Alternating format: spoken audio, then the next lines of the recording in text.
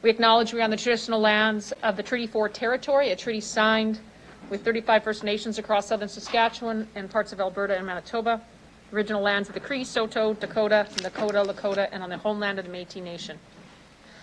To ensure social distancing measures are being met during this time, some members of council and city administration are attending the meeting today through video conferencing. I'd like to remind those members who are attending through video to ensure your video camera and microphone are turned off. If you wish to speak, use the raised hand function.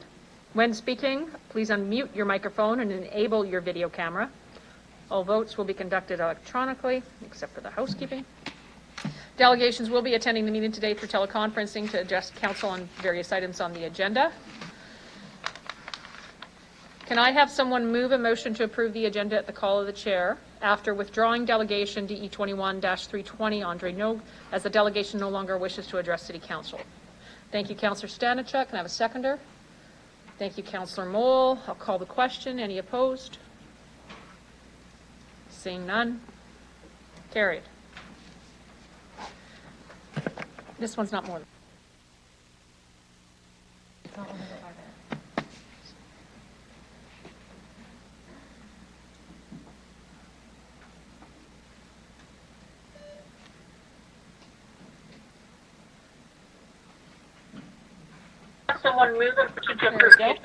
I'd like to call upon delegation DE 21-319, Judith Vereshchuk and Alyssa Marinos.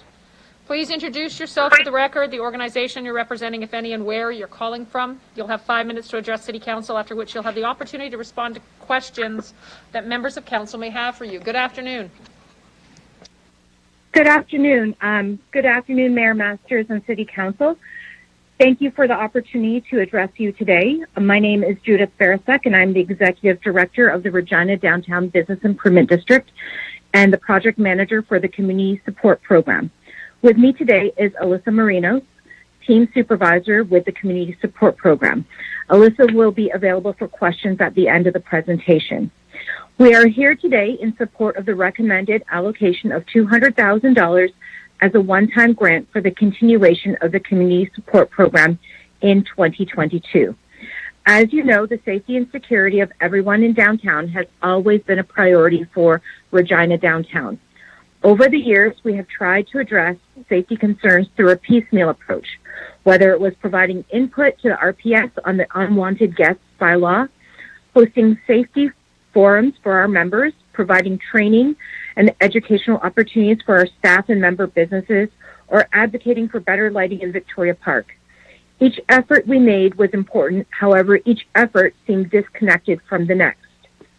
2020 brought us COVID, which really shone a light on the challenges being faced by the most vulnerable in our community. The lack of vehicle and pedestrian traffic, combined with the closure of many social service and community organizations, created the perfect environment for safety and security issues in downtown and throughout the city.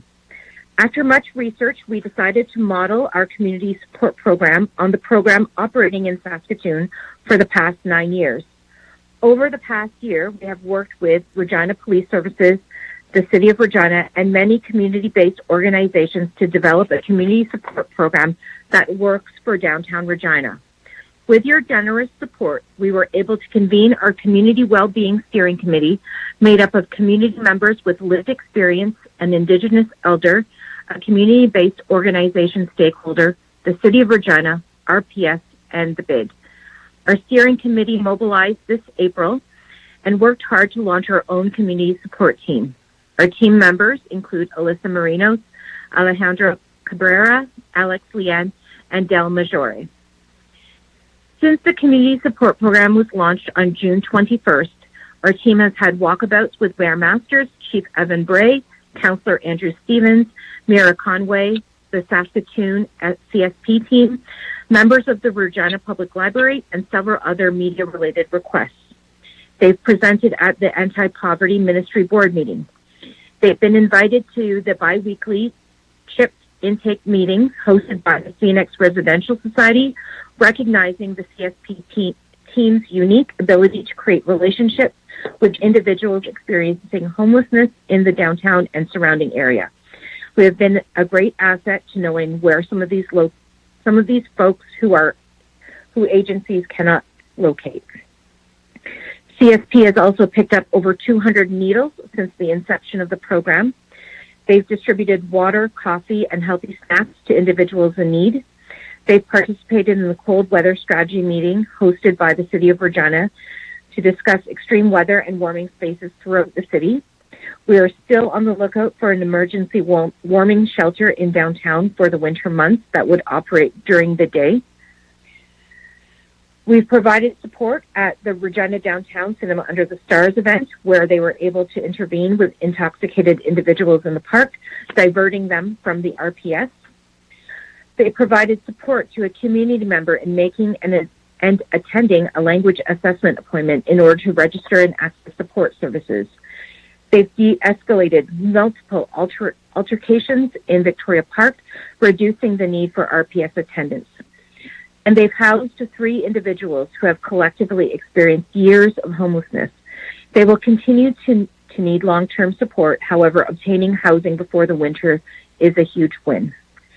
We have had over 800 hours of on-street presence, and during this time, 51% of the CSP team interactions were outreach-based, meaning mental health, wellness checks, food and water, shelter, and first aid. 16% of the CSP team interactions were education-based, so tourism information, directions, transit information. And 85% of the CSP team interactions were low in severity. As we move through the rest of our pilot year, we will continue to track our activities and report on our successes and challenges. We are pleased with the progress the team has made over the past summer, and heading into a very cold winter, our team will continue to be present and available for our most vulnerable populations. The Community Support Program is identified in the Community Safety and Wellbeing Plan as a recommended action under the safety priority. In particular, the action on page 85, expand and support Business Improvement District Community Support and Ambassador Programs. Approving funding for year 2 of the Community Support Program is a tremendous step in the implementation of the Community Safety and Wellbeing Plan. Thank you for this opportunity, and Alyssa and I are happy to answer any questions you may have. Thank you very much for the presentation. Looking to members of council for questions. I have Councillor Shaw with a question for you. Hi, Judith. Thank you for presenting today. I'd like to ask you, you say this is a one-time grant. Why would it only be a one-time grant? Can you explain that to me? Thank you. Through the chair. Sure. Through the chair. The pilot project was funded by a one-time grant last year that funded the program through to May 31st, 2022. We are now looking for extension of this pilot program for 1 more year. So the one-time grant terminology is, I guess what we're trying to differentiate is between ongoing operational support beyond this next iteration, so beyond 2023. Right, so which leads me to, you feel that this can be managed, or you won't need this funding after next year? And why would you feel that, through the chair? So through the chair, I think that's a great question, and administration will be able to provide additional clarification later on. My understanding is that the city departments are looking at models for social navigation programs that would, I guess, cover a wider area within our community, so beyond downtown. As they continue to do that research and develop that program, we see potentially this program, the community support program, being folded into that effort in the future. Okay. So, which leads me to the next question. Now, you said that you housed 3 homeless people this year. Can you explain to me, can you walk me through how you were able to help these people, through the chair? Through the chair, I will defer that question to Alyssa Marino. Hi, can everybody hear me? Yeah. Okay, great. Yeah, so what that took was many days and hours and effort through our team to help folks fill out applications, help them walk down to social services to the building, to wait with them in the waiting room, to meet with staff, to help advocate for what they need to do in the next steps in their process. Took applying for and waiting for their IDs to come in. It took going to meetings with Regina Housing Authority to do their intake forms and kind of go through that process. And it took going to and from social services, to Money Mart, to opening bank accounts, and just every step of the process as far as putting in an application for housing through the entire journey, and right to the day that we assisted them in getting their keys from the caretaker. Thank you for that explanation. What I'm questioning is we have a lot of nonprofit organizations here in Regina that do a lot of that kind of work, the YWCA for one. How is what you are doing taking away from what other organizations are doing that are funded through our provincial government, through the chair? I don't think we're taking away any work. I feel that a lot of the organizations and community-based organizations, service providers that are doing excellent work right now, they don't have the ability to go out physically and go along with individuals the entire way, the same way that our program is able to. And that's by no fault of their own. They physically don't have the resources and people to spend the hours a day that that some of these folks need to go through the entire process of obtaining housing. So we have that unique ability to meet with some of these folks where they're at every day throughout the week. And then again, just kind of having that knowledge of what steps need to be taken with their personal situation. Every situation is very different. And so we kind of have that knowledge now of what steps need to be taken depending on where these folks are at in their personal journey in obtaining housing. Okay, and thank you for that. And I do understand that. I've worked a lot with homeless people and our less fortunate people. I'm just looking at this as maybe this is kind of a lack of service for other organizations that maybe we could kind of do better, or to look into alternate ways. But I thank you for doing what you've done, and I have no further questions.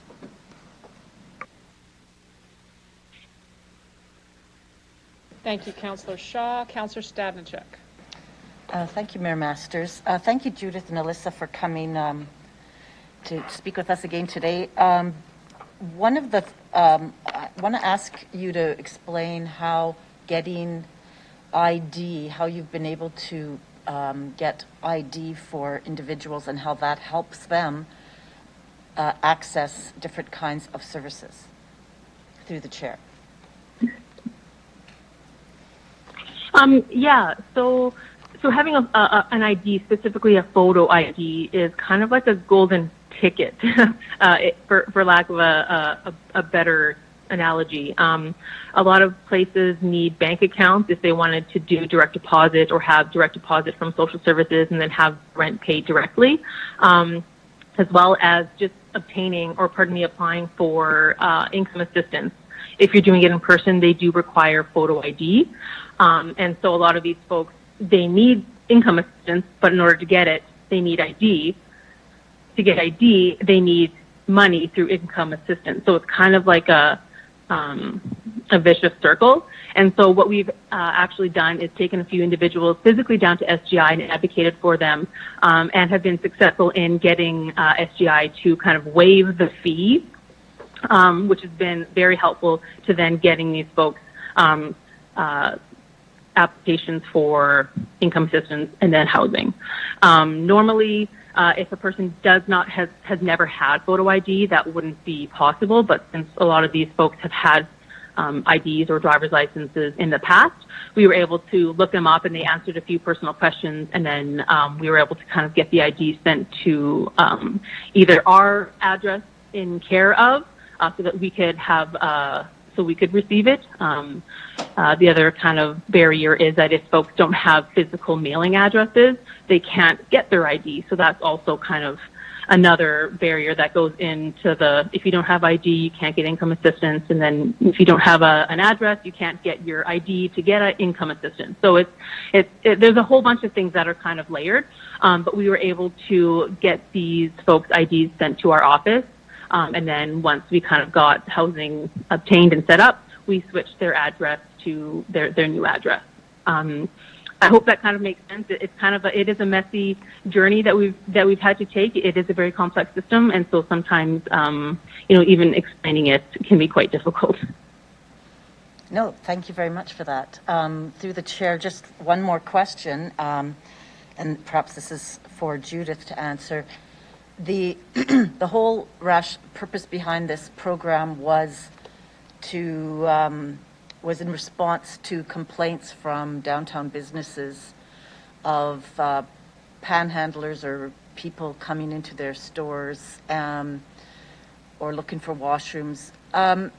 Since this program, through this pilot project, what has the response of downtown businesses been? How do they feel about this program? Thank you for the question. Through the chair, the businesses have been extremely supportive of the program. A lot of them express both complaints and concerns for, their fellow humans that are on the street and are obviously struggling with the circumstances that are in front of them. And while they want to help, a lot of times the business owner or the staff working at the business don't know how.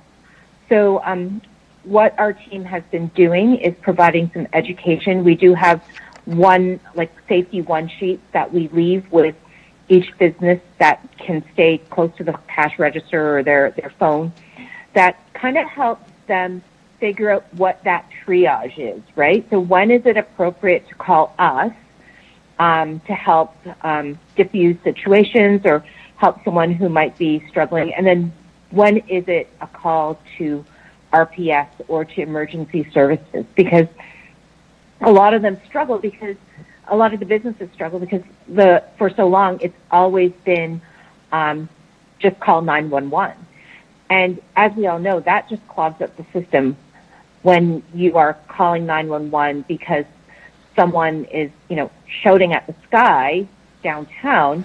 That's taking away resources from more emergent needs elsewhere. So having this in between that can come down, help assess the situation, and determine what the best course of action immediately is. Because sometimes these folks just need a bottle of water or some nutrition in them, right? We all know how we get hangry. I know I do. So sometimes it is just simple nutrition. They just need something in their stomachs, and that helps them kind of get their head back on straight for a little bit. So that's what the team is there for, and it helps the business owners and the business workers, staff, have that outlet to call without fear of bothering 911. Thank you. I have no further questions. Thank you. Councillor Bresciani? Thank you, Madam Mayor. Judith, just in regards to the Regina downtown, I know the fees that you collect from businesses. Is there any portion in the fees that you collect that do go to security at all? Through the chair? So, through the chair, the levy that we collect from our businesses, that is pretty much the bulk of our funding. We have in the past hired security, more passive security. So we've had folks during the pandemic, I think it was the commissionaires, that came out and did some drive-throughs through downtown.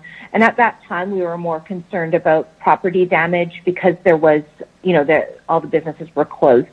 So we funded that. And then once, things started getting really dire and folks started coming out of their homes or out from wherever they were and kind of coming downtown more, and we were seeing more mental health challenges out there. That's when we decided to evolve from this more of a traditional security effort and move into, like the supportive effort that we are now.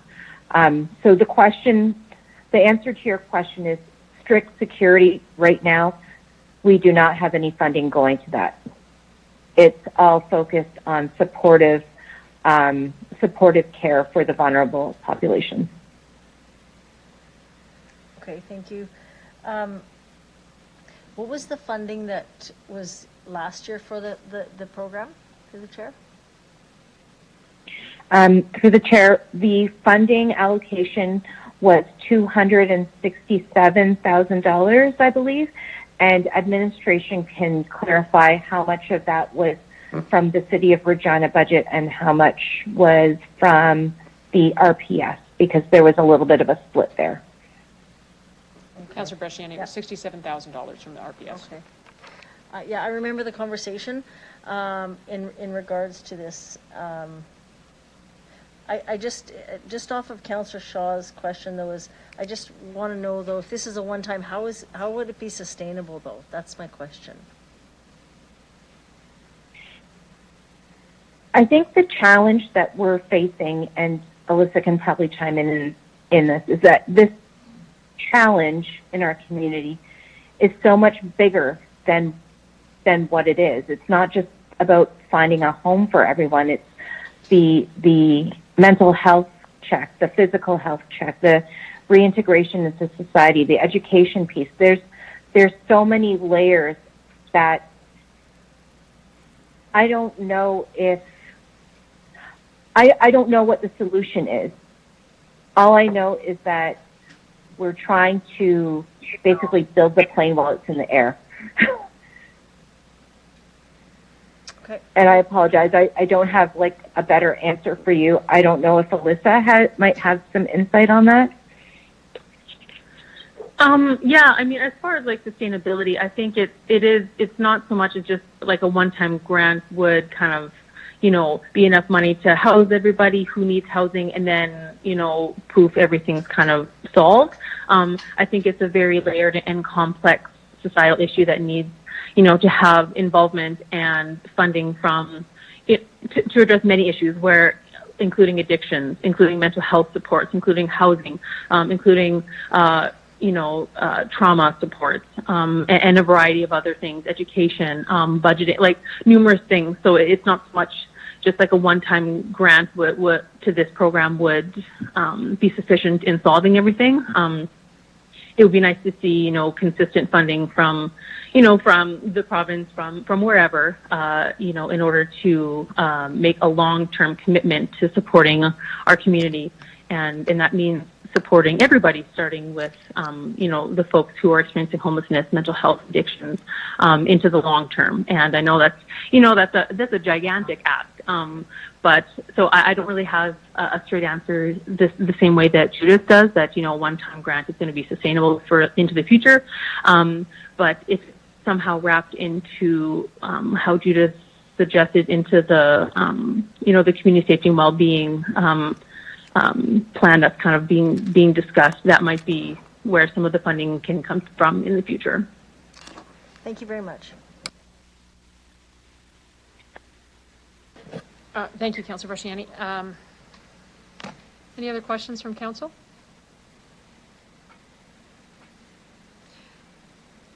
I have at least one. We appear to have gone down a wee bit of a rabbit hole. Ms. Verasek, could you remind council what the $200,000 is for? Absolutely. Thank you, Mayor Masters, for the question.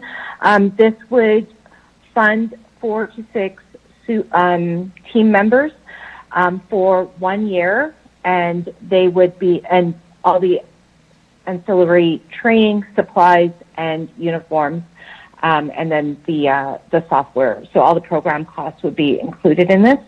So, yeah, and then that $200,000 would be for a 1 year program going from May 22 to May 2023. But it's basically the whole program all in. And the community support individuals are brought into downtown to affect what? They are there to help support the vulnerable population that make downtown their home, in hopes of getting them into actual homes, getting them into jobs, getting them to a point where they're able to actively participate in society. And at the same time, you know, the offshoot of that is to minimize negative impact to the public realm downtown. So, you know, whenever, I think Councillor Shaw alluded to it earlier, you know, the panhandlers that are in front of a business, obviously that negatively affects the business. So if we can begin to house some of these people or find supports for some of these people, then they're not panhandling anymore. They're not in front of Starbucks every day. And hopefully that brings more people into the Starbucks, makes them more comfortable, makes them feel safe going into some of these businesses, and the businesses feel safe as well, that their clients and then and their staff are safe and secure while they do their business. So really at the end of the day, this is support for our vulnerable populations, and the I guess the side effect is a better public realm and a better public facing environment in our downtown. I'll turn on my mic to talk to you. Thank you very much for that answer, Ms. Verasek. I see no further questions from council, and well, thank you very much for your presentation, and ask that you please leave the meeting. Thank you so much. Thank you so much.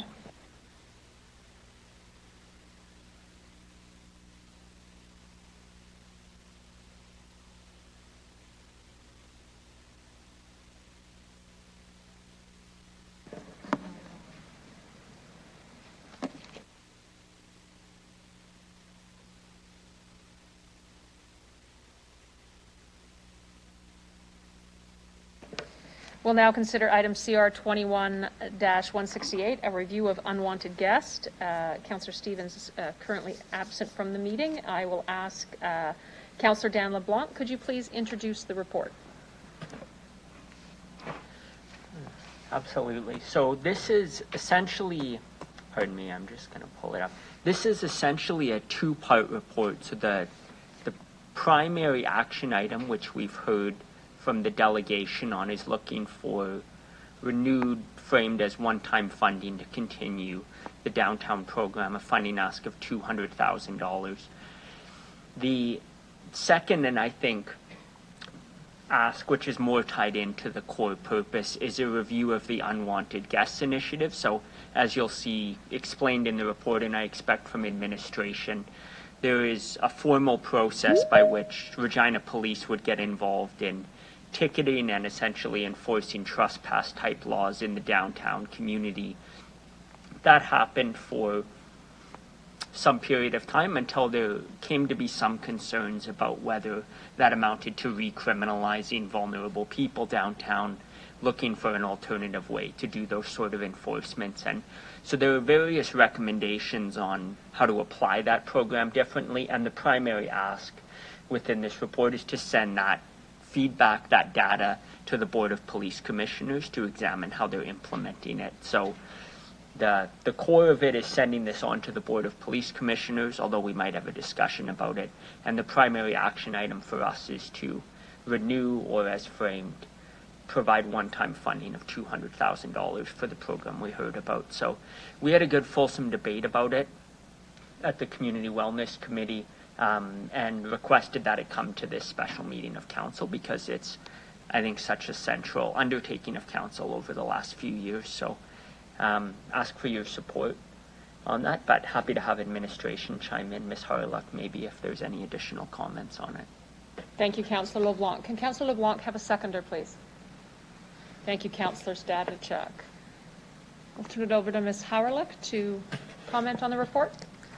Thank you, Mayor Masters. So I think the delegation and Councillor LeBlanc summed it up quite well. The only thing I would echo or emphasize is that we have engaged in the project agreement with the Ministry of Corrections, Policing and Public Safety to conduct a thorough scan and analysis leading promising practices and programs from across Canada that does focus on the 24-hour non-emergency response, which include but not limited to wellness checks, intervention, and social diversion approaches to support vulnerable communities. So that's that social navigation program. So that analysis, we're just in the way of awarding that contract to do that work, and we're hoping that that work would be done and completed by the end of Q1, and that'll help us form future recommendations. Thank you, Ms. Howrleck. Any members of council wish to speak to the report? Have any questions? Councillor Shaw. Hearing what I heard today, dealing with the people that I've dealt with in my past jobs, I'm very offended when people say that panhandlers don't make public feel safe. I have met some of the kindest, sweetest panhandlers and homeless people ever. You give them a coffee and they are the happiest people in this world. You give them a sandwich, they're the happiest people in this world. I don't understand how we as society can say that this is unsafe when you have a panhandler. I understand the concept of getting people into homes. I understand getting them off the streets and finding them a safe place to be. That's wonderful. But to call panhandlers a nuisance and a bother and a threat to people's safety, I am completely offended by that. So for this, I would like to, $200,000, I'm trying to figure out how spending this over and over and over again without getting results, that's my concern. Why aren't we doing something to get results? We've seen this last few months, Camp Hope, Camp Marjorie. People keep doing the same things over and over and nothing's happening. Nothing's getting resolved. Nothing's getting fixed. People are not getting into homes. I've seen it. I've worked with it. I'm trying to get to the point where what we're doing is something that's good for everybody and not just money, money, money, money, and not doing any good with that money. So I'm struggling with this, but I'll hear from the administration on more of this. Thank you. Thank you, Councillor Shaw. Councillor Stadnicek. Thank you, Mayor Masters. Through you, Mayor Masters, a question to administration. Perhaps you can explain a little bit about the history of this and what was happening before. So in terms of panhandling, which was just raised, what was the approach of businesses in the past and why is this new approach being taken? Thank you. Thank you, Mayor Masters. I'm going to ask Ms. Husak to go through the history.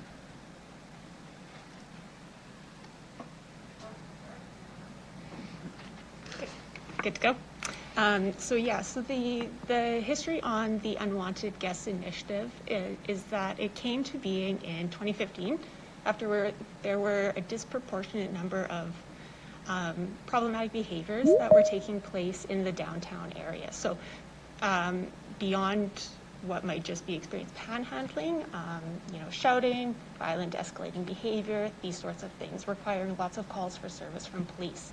So the Unwanted Guest Initiative came in as a tool for businesses as well as police to not criminalize the behavior in allowing businesses to be able to ban individuals.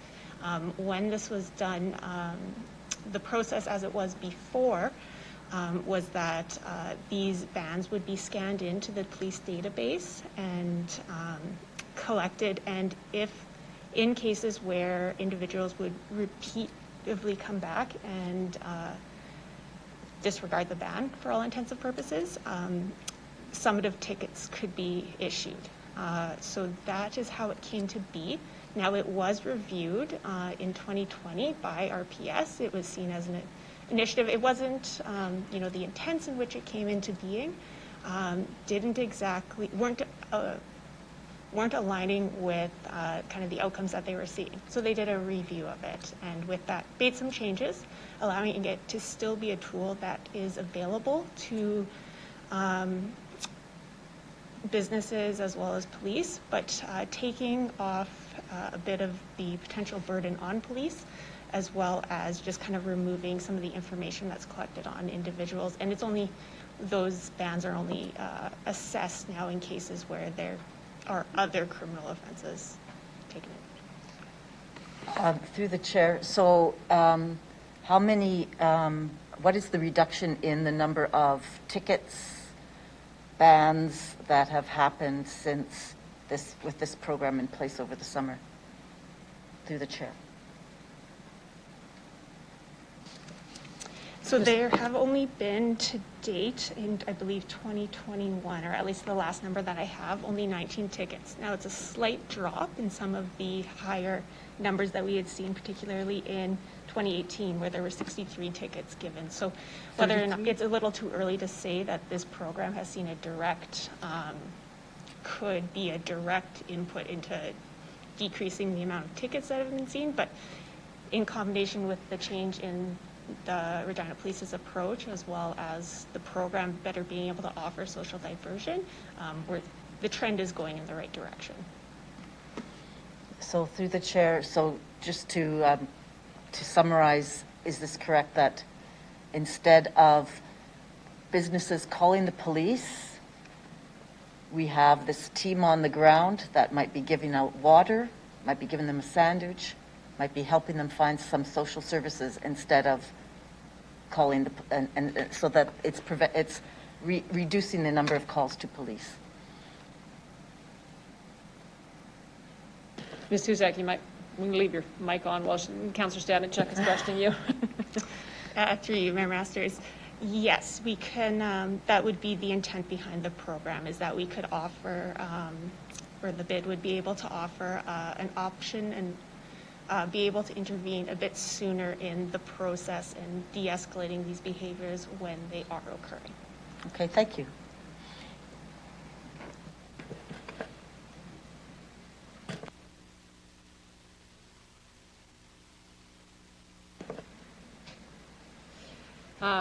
Thank you, Councillor Stanachuk.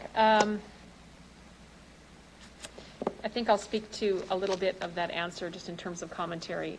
Chief Bray and myself did have an opportunity to go for a walkabout in terms of the Community Safety Patrol. And the general understanding is that I think the comment was made, spending money to get results. And I think this is a way that an avenue for council to support vulnerable people, as well as, in terms of accessing services or meeting immediate needs, de-escalating aggressive disruptive behavior, to ensure the safety of the public and of which includes both businesses and residents. But really it was an avenue of intervention which would have prevented calls to the police. And I know from discussing this with Chief Bray that there have been fewer nuisance calls, and that's specifically in terms of some of what the community support are doing is de-escalating those calls that there would have been no other place for other than the police. And so for this number on an annual basis, you're reducing the number of calls into the police, the number of police officers showing up on those types of calls. And so there's a little bit of a return on the investment there relative to the city also being responsible for the police budget. But I've asked Chief Bray for the statistics relative to the calls into downtown, and we can provide that to council at a later date just to follow that up. But that is what he said. Seeing no further questions from council, we'll close off debate. Councillor LeBlanc, did you wish to close off debate? Thank you. Yeah, I think this program is entirely consistent with the sort of harm reductive approach to social issues that we're seeing in our city, and that I think we're hoping to head toward with the community well-being plan. So it's that someone who's addicted to something or poor or hungry likely shouldn't have to have a very expensive interaction with our criminal justice system. So I think it's good that we are using these folks to have the less sort of intrusive interaction with the level of government. That makes perfect sense, and economically, frankly, it makes perfect sense. Page 49 of the report shows that these skilled workers get paid about $51,000 per year. Regina Police, after 5 years, start making about $100,000 a year. we're clearly paying these folks less.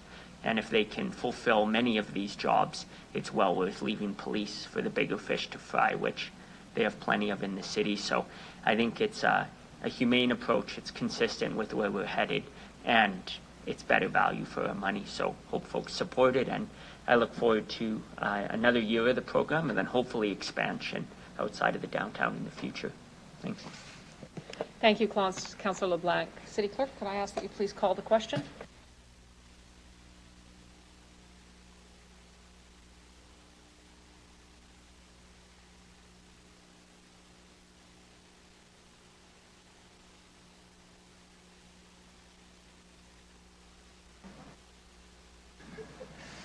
Mayor Masters, the motion carries 10-0. All members present voted in favor, with the exception of Councillor Stevens, who is currently away from the meeting.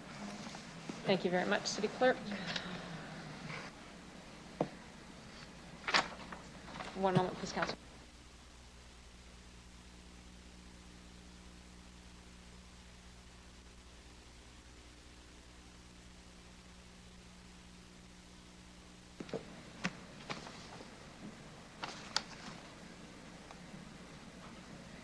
Council, we're moving on to Delegation CR 21-169. I would like to call upon Delegation Rhonda Rosenberg. Please introduce yourself for the record, the organization you're representing, if any, and where you're calling from. You'll have 5 minutes to address City Council, after which you will have the opportunity to respond to any question that members of Council may have for you. Good afternoon. Thank you. I'm Rhonda Rosenberg. I'm the Executive Director of the Multicultural Council of Saskatchewan. Good afternoon, Your Worship, councillors and guests. Thank you for both the important work on the Community Safety and Wellbeing Plan and this opportunity to address Council. As I said, I'm the Executive Director of the Multicultural Council of Saskatchewan. We are a provincial nonprofit organization. We have been raising awareness of the benefits of diversity and the dangers of racism since 1975. Our office is in Regina. I'm actually calling you from my home in Regina today. I join you from Treaty 4 territory, homeland of the Nehiyawak, Anishinaabeg, Nakota, Dakota, Lakota, formerly Blackfoot, and Michif nations. We work to build relationships and address colonial harms in our own work and in the community. I personally strive to be a good treaty relative. This meeting happens to fall during Saskatchewan Multicultural Week. This year's theme is Together We Make Saskatchewan Stronger. We encourage conversations about what a strong Saskatchewan means to you and how each of us as individuals and as collectives, such municipalities, can make it stronger. I note that the City of Regina has proclaimed this week, and I thank you for that. I encourage you to visit our website that includes a community resource on building equitable and inclusive communities. MCUS has articulated 5 streams of multicultural work: cultural continuity, celebration of diversity, anti-racism, intercultural connections, and integration. I share these because they are relevant to considerations of safety and well-being. I had the honor of participating in a conversation about the racism and discrimination aspects of the implementation plan. At MCUS, we talk about 4 levels of racism: structural, systemic and institutional, interpersonal, and internalized. The work the city needs to do must include all 4, with initiatives to provide educational opportunities to staff and council in order to build capacity and commitment to consider all policies, processes, programs, and relationships through a lens of decolonization, anti-racism, and anti-oppression. I wish to emphasize the need to devote resources to this work. Permanent staff members who are knowledgeable and experienced in anti-racism and anti-oppression are especially important to moving forward with this plan. Resources for programming and community are also integral, so that the city is able to engage and center the voices of those most impacted by racism and colonialism. Extensive, ongoing, respectful, culturally appropriate outreach is essential. MCUS looks forward to supporting the City of Regina. We are able to offer education as well as connections to organizations, groups, and individuals. MCUS coordinates an annual provincial anti-racism campaign in March in commemoration of March 21st, the International Day for the Elimination of Racial Discrimination. There are many ways that the City of Regina can participate, support, and amplify the messages and activities of this and other campaigns. I would further encourage the city to consider signing on with the Coalition of Inclusive Municipalities. This organization provides resources and networking. I am aware that Saskatoon, Prince Albert, and Moose Jaw are already members. I also share an opportunity in this regard. The Canadian Commission for UNESCO, under its program Coalition of Inclusive Municipalities, is collaborating with the University of Manitoba, MyTax, and the Saskatchewan Human Rights Commission in providing an opportunity for municipalities in Western Canada interested in initiating diversity, equity, and inclusion programs, and I know that the city already does work in those areas. A virtual information workshop for municipal officials will take place on December 2nd at 1:30 p.m. MCAS can provide more detailed information upon request. Please advise me of appropriate contact people. Thank you for your time and consideration as you deliberate how to ensure that all members of the Regina community are safe, valued, seen as contributors, and able to fully participate in access services and feel a sense of belonging in our community. Thank you. Thank you. Thank you very much, Rhonda Rosenberg. I will open the floor up to any questions that members of council may have.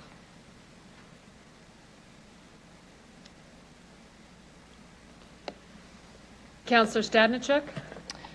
Thank you, Mayor Masters. Through the mayor, Rhonda, thank you for coming. And can you explain a little bit more about the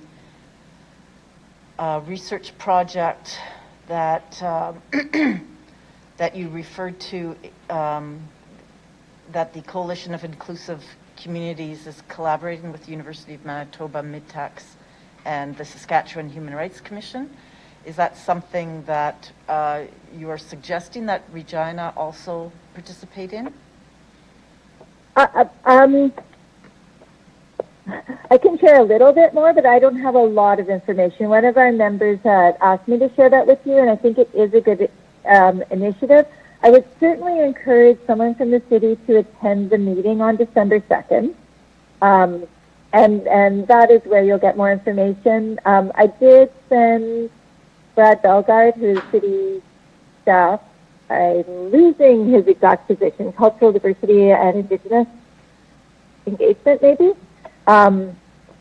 And so I don't really have a lot more information than that, but I would encourage the city in general to sign on to the Coalition of Inclusive Municipalities. I think that would be a very good initiative that would indicate that the city is committed to this work, and that it would also offer some opportunities for networking and to gain additional resources as we move forward in this direction.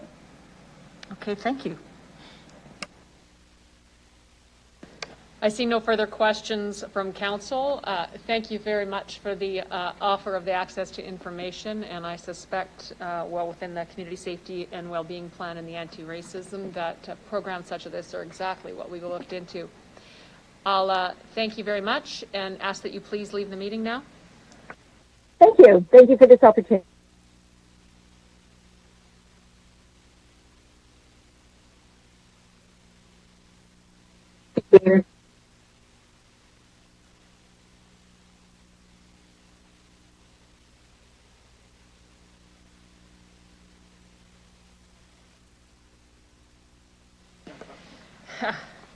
Council, we have consultants Felix Munder and Audrey Manette of Canadian Municipal Network on Crime Prevention will be giving us a PowerPoint presentation for report CR 21-169.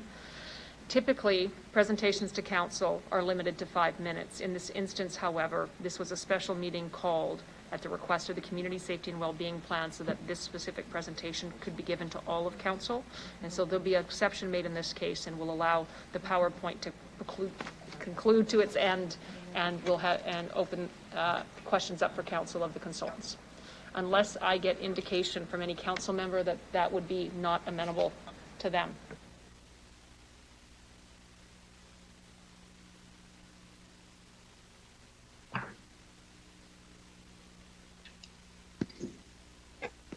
Thank you. All right. Good afternoon.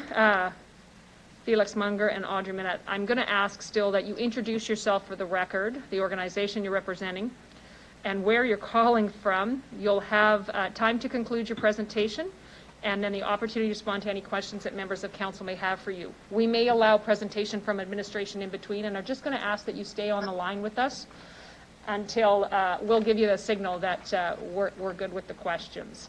Or that we're done with the questions. So if you would like to proceed, we'd appreciate that. All right, thank you so much. Good afternoon, Mayor Masters, councillors, and guests. My name is Audrey Monette. My pronouns are she, her, and I am the Director of Projects and Research for the Canadian Municipal Network on Crime Prevention. And I am joining you today from Gatineau, Quebec, which is the traditional unceded territory of the Algonquin Anishinaabe people. And my colleague Felix Munger is going to be joining us just a little bit later, so I will proceed with the presentation first, if that's okay. So I will share my screen so everyone can see the presentation.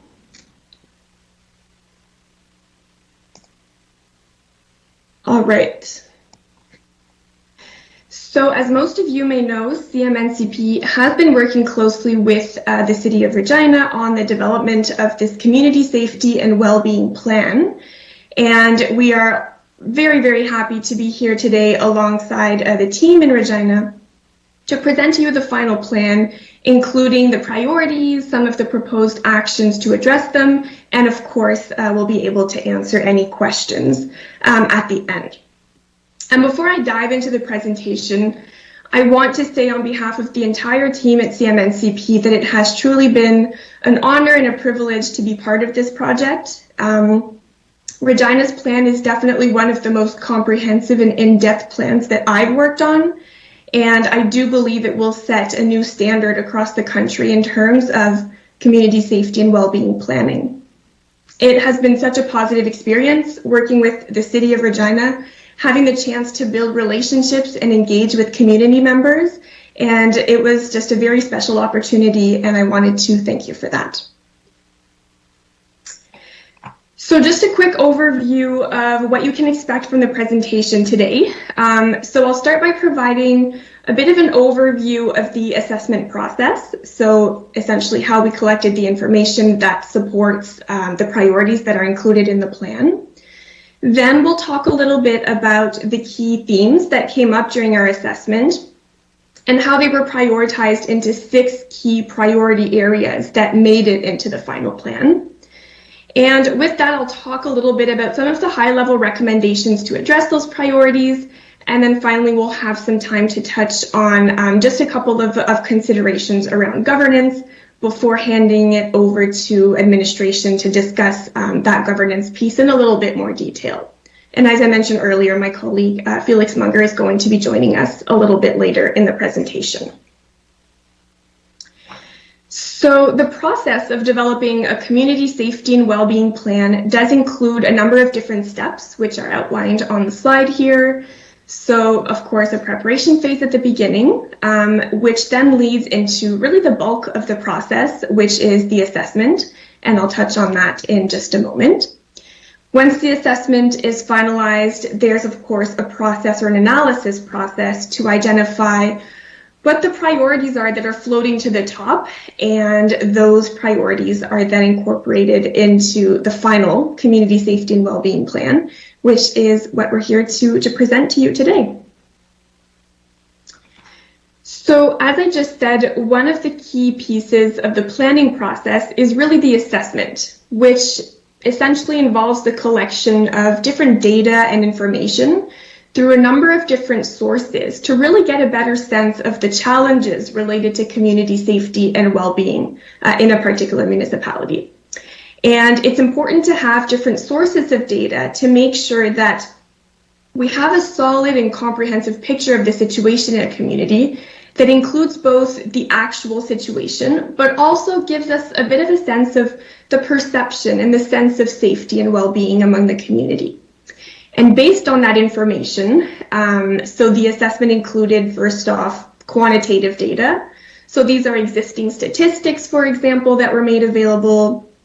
Then we had some survey responses, input from a number of key stakeholders in the community, and then a broad range of consultations with different groups in the community. And the idea behind the assessment is really to collect enough information so that we're able to inform a plan that really represents the needs, the gaps, and the priorities locally. So the process of collecting different types of data was quite in-depth and included a number of different approaches and sources of information. So I'll provide a bit of an overview of that process. So as I said, the first component was the collection and analysis of existing data and statistics. And the use of quantitative data is really an important part of this community safety assessment because they can allow to better understand dimensions of a particular issue by, providing answers about what's happening, how much of it is happening, and so on and so forth. It also allows to compare local trends with trends that are happening either provincially or nationally, and just to get a sense of, is there anything that's really standing out or that seems concerning in the community compared to elsewhere? And so to identify and collect the data, we looked at sources of information that were publicly available. So that included things like census data and other resources through Statistics Canada. Then we looked at some of the data available on organizational websites. And of course, we reached out to different partners and agencies in Regina, such as school boards, food banks, crisis services, police, fire department, and so on and so forth. And we asked them to share any data that they have and that they were able to provide. And so in total, some of the topics that were covered by the quantitative piece of the data includes general demographics and then different statistics related to crime, education, employment, food security, diversity, mental health, and much, much more.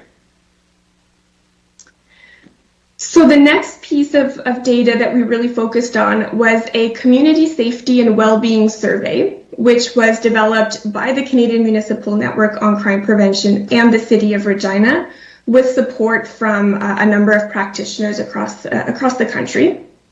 And so the survey was open to all residents of Regina through the Be Heard website, which is the platform that was made available to the public to receive updates on the project and to participate in the different engagement tools. So the Community Safety and Wellbeing Survey was administered between February and April 2021. And in that period, so in those 2 months, we got over 1,700 responses that were then collected and analyzed. And the questions were really designed to understand the different perceptions and experiences related to community safety and well-being among the residents of Regina. And then we also included a couple of questions to ask people how different aspects of their lives were affected by the COVID-19 pandemic, because we were running the survey during the pandemic. So we really wanted to be able to put some of those results into perspective. And then, of course, the results from the survey were analyzed through different statistical analysis methods, which allowed us to identify if there were any statistically significant differences in the responses among specific demographics, for example. So one example, we were able to compare feelings of safety among people of different genders, ages, ethnic backgrounds, and so on. So another engagement tool through which the public could contribute their thoughts is the Places I Love tool, which was pretty much a mapping activity. And essentially it's a map of the city of Regina, and people could go on there and add a pin to identify different places in the city that they enjoy and where they feel safe. And then on the other hand, they could identify places where they believe there could be some improvement with regards to safety. So maybe they feel less safe or less at ease in those spaces. And then when someone dropped a pin, they could then write just a short paragraph, couple of sentences to justify either why they feel safe or unsafe in that location, and then provide some thoughts or recommendations to improve safety and well-being in that space. And then again, those results were analyzed and allowed to do a bit of geographic mapping to get a sense of any spaces that we should pay particular attention to. And as I mentioned earlier, to provide a more comprehensive understanding of the strengths and challenges related to community safety and well-being, we also conducted a number of consultations with the community. And these consultations were really focused on gathering input related to, again, people's experiences and perceptions of safety and well-being. So it provided insight that was a little more in-depth about how people really feel in the community. So for the consultations, we adopted an approach that was very much intersectional. So the aim was to center the voices of groups or individuals who tend to be sometimes underrepresented, silenced, or simply overlooked in these types of planning processes and conversations. So in total, there were over 20 consultations that were conducted with various groups in the community. You can see some of those groups on the slide here. So we consulted with members of the 2S LGBTQ+ community, Indigenous peoples, newcomers and immigrants, older adults, people with disabilities, youth, and so on. And I do want to quickly take a moment to acknowledge that despite this process that was very comprehensive of engaging with different segments of the population in Regina, we of course did face some challenges due to COVID-19 during the consultation process. So we did have to adapt our approach to conduct the consultations virtually, and we did face situations where some potential participants were not able to attend the sessions.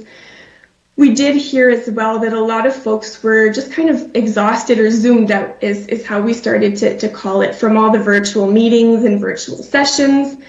And because of that, I did want to just take a moment to sincerely thank everyone, every single community member, stakeholder in the community who participated in the consultation sessions, despite the challenging circumstances that we were faced with. And one more thing with regards to the consultation process is that I wanted to highlight the really amazing contributions of youth in the community through the Youth Photography Project. So when we were identifying the different consultation approaches that would be adapted to different groups, there was kind of this sense that bringing in youth to sit on a 90-minute virtual focus group just might not be the most effective way to truly capture their thoughts and their ideas. So the project team came together and identified that a more effective way to engage with youth from Regina would maybe be to have them participate in a photography project. So we brought in a local Indigenous artist, photographer, filmmaker, educator, and she was able to provide a virtual photography workshop for the youth. So gave them some basic tips and tricks on how to take photos on a simple device like a cell phone, and then included some information on how to tell a powerful story through photography. And then participants were asked to go out and take some photos, once again, of spaces where they feel safe and happy in Regina, as well as areas that make them feel less at ease or less safe. And for each photo, they were able to provide, again, a bit of a description of why they feel that way in that location. And what you can see on the slide here is that we actually compiled all of the photo submissions onto a website.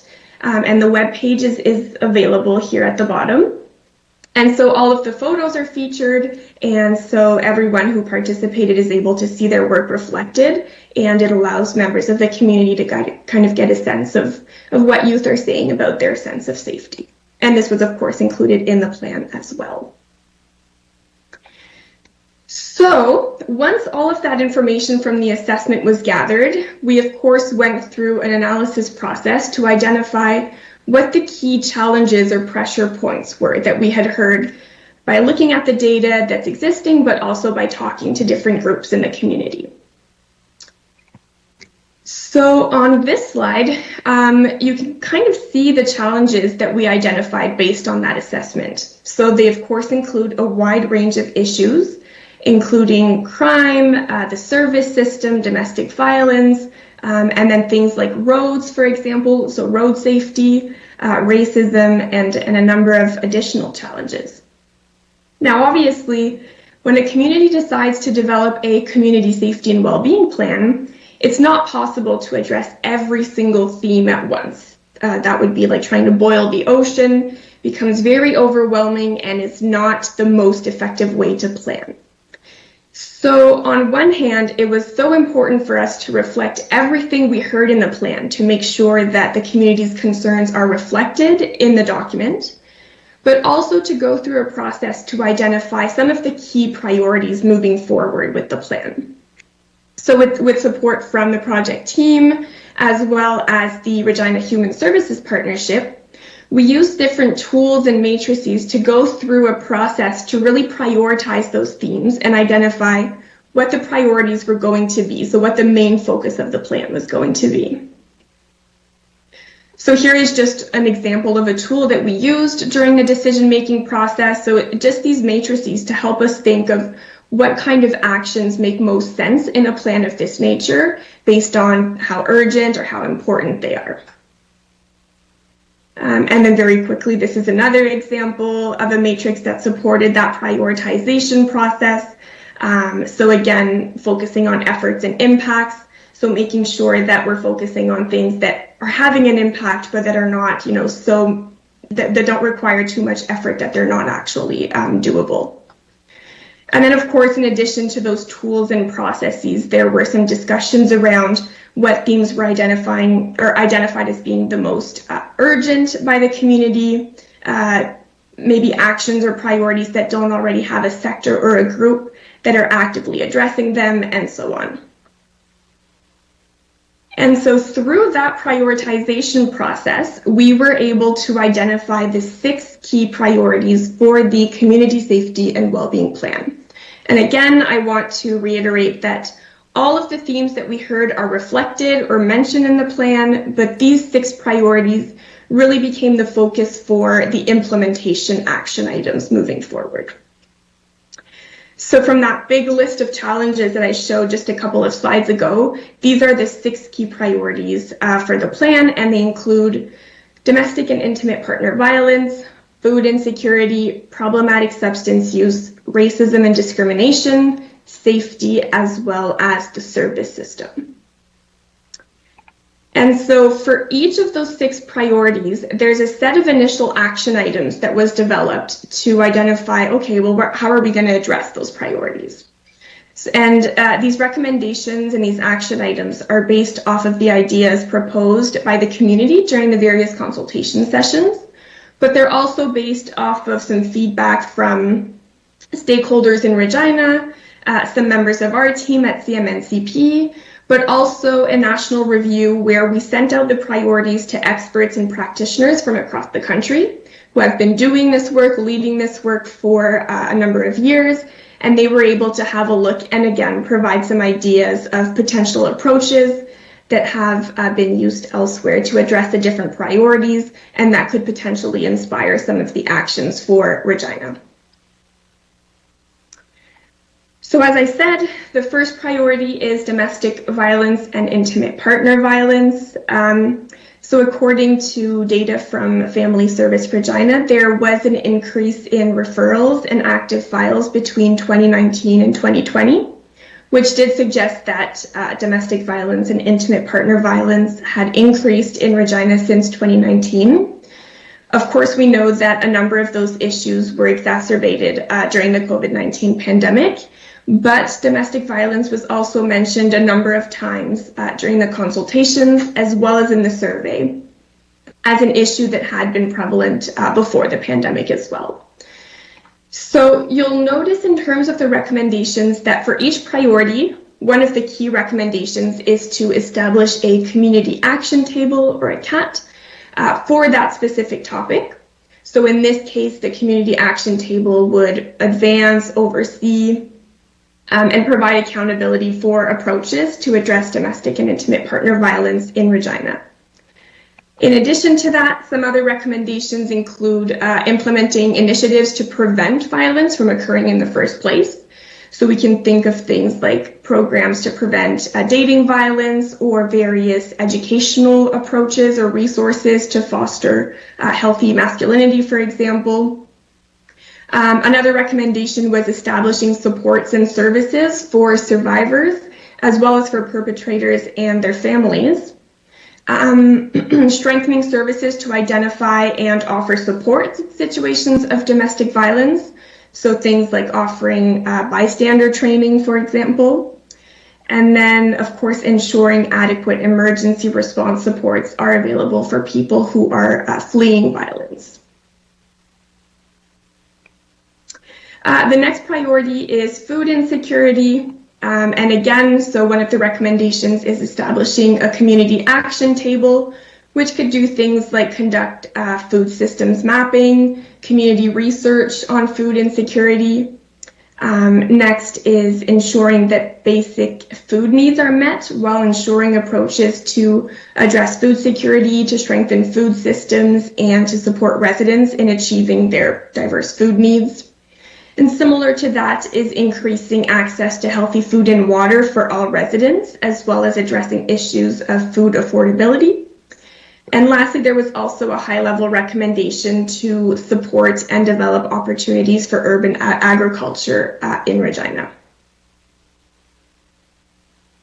The next priority is problematic substance use, and some of the recommendations that we heard with regards to this include preventing and reducing addictions, overdoses, and the harms associated with drug use, decreasing the presence of needles in public places, of course, reducing the stigma surrounding substance use. So that could be done, for example, through various educational resources that support a shift towards humanizing language, for instance.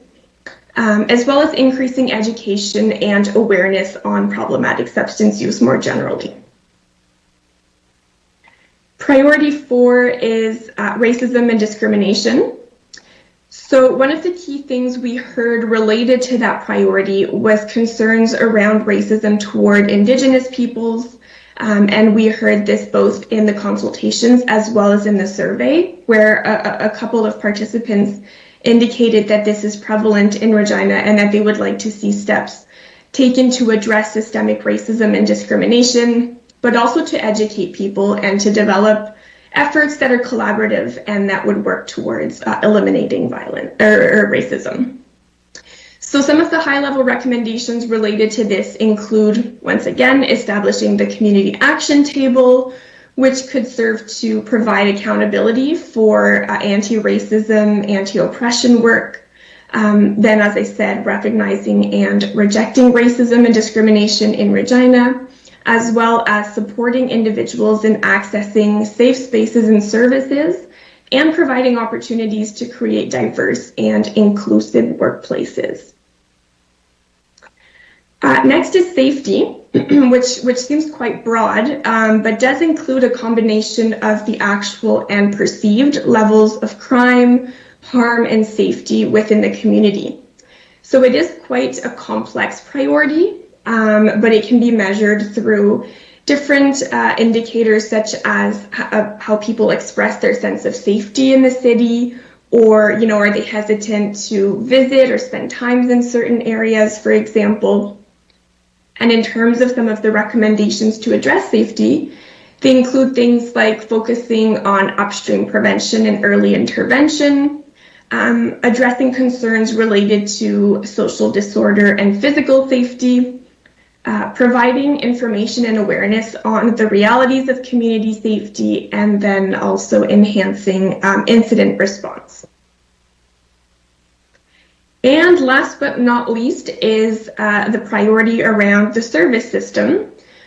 And again, as you can imagine, this could include a number of different things, but it's really rooted in the idea that in order to increase community safety and well-being, these priorities must be approached collaboratively through systems change, and making sure that all various sectors come together to address some of the risk factors that lead to crime and insecurity. So in terms of recommendations related to this priority, the creation of the community action table could allow to conduct systems mapping to identify Are there any unmet needs? And then also developed an evaluation framework. In addition to that, another recommendation is to pursue a collective impact approach for the service system in Regina. So again, that can include a number of different actions, such as seeing if there's any opportunities for integration between case management platforms, for example. And then the last recommendation is increasing just the overall accessibility, inclusion, and centralization of services. So that is a very quick overview of the priorities and some of the actions, and I know that's an incredible amount of information, so I do want to remind everyone that it is available in the plan in much more detail. But before wrapping up, I wanted to quickly touch on the section on governance, because obviously implementing action items to address those 6 priorities in Regina does require a strong governance model. And often when we think about ownership or governance of a community safety and well-being plan, and we see this in a number of communities across the country, there tends to be some finger pointing or trying to identify, which sector or stakeholder should take the different priorities on. But the idea with this plan is really to recognize that every sector plays an active role in community safety and well-being, and that the key to success is to have a response that's collaborative, that's coordinated, and that leads to all those systems working together. And that's really what the governance model should promote and should allow. It's really about that culture shift to acknowledge the collective role in addressing the challenges or the priorities. So there are a number of national and international agencies that have identified a list of key factors or elements that need to be in place for the implementation of a community safety and well-being plan to be as successful as possible. The first element is systemic change facilitated through some kind of permanent office or organization. And the task of that office is really to mobilize systems and community interactions and to be the catalyst for change. So that can include things like facilitation, coordination, managing the different plan activities, and so on and so forth. The second element is informed by science and data. So of course, it's important for the implementation to be grounded in the community context and wisdom, but also rooted in evidence, which is available through various sources. Ongoing assessment and evaluation. So again, as we talked about, we know that successful plans are based in an assessment of those local priority issues, and then having targets to make sure that we can measure that those issues are being addressed effectively. Next is mobilizing sectors able to tackle priorities. So this is really about bringing the different partners to the table, making sure that everyone is working together, and establishing some kind of table where people can come together to have those conversations. Next, of course, is adequate and sustained funding. We've seen, again, across the country that offices that have secure funding and don't need to raise funds on an ongoing basis to sustain their momentum are more likely to reach their goals and to be successful. Standards and training for human talent. So again, for the implementation to be effective, it does require a knowledge base or a skill set that comes with training for the staff or the coordinators that are leading that work. Public supported engagement. We know that the engagement of the public is quite an important factor throughout the entire lifespan of the plan. So from its development all the way to the final days of its implementation. So making sure that members of the community, people with lived or living experience are centered in that process, and that their voices continue to be heard throughout the implementation of the plan. And last but not least is championship. Again, we've seen that when local leaders such as the mayor or councillors or the chief of police or local elders, when they advocate for the approaches and they talk about the plan and they become champions for the plan, that just has so much capacity to generate support more broadly and leads to some really, really positive outcomes.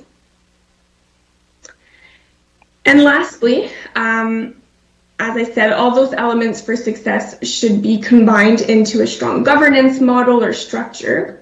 And of course, different communities have different models that each have their strengths and kind of fit within the needs of that community. And so in Regina, there were two models that made a lot of sense in the context of the city and its needs and the objectives of this particular plan.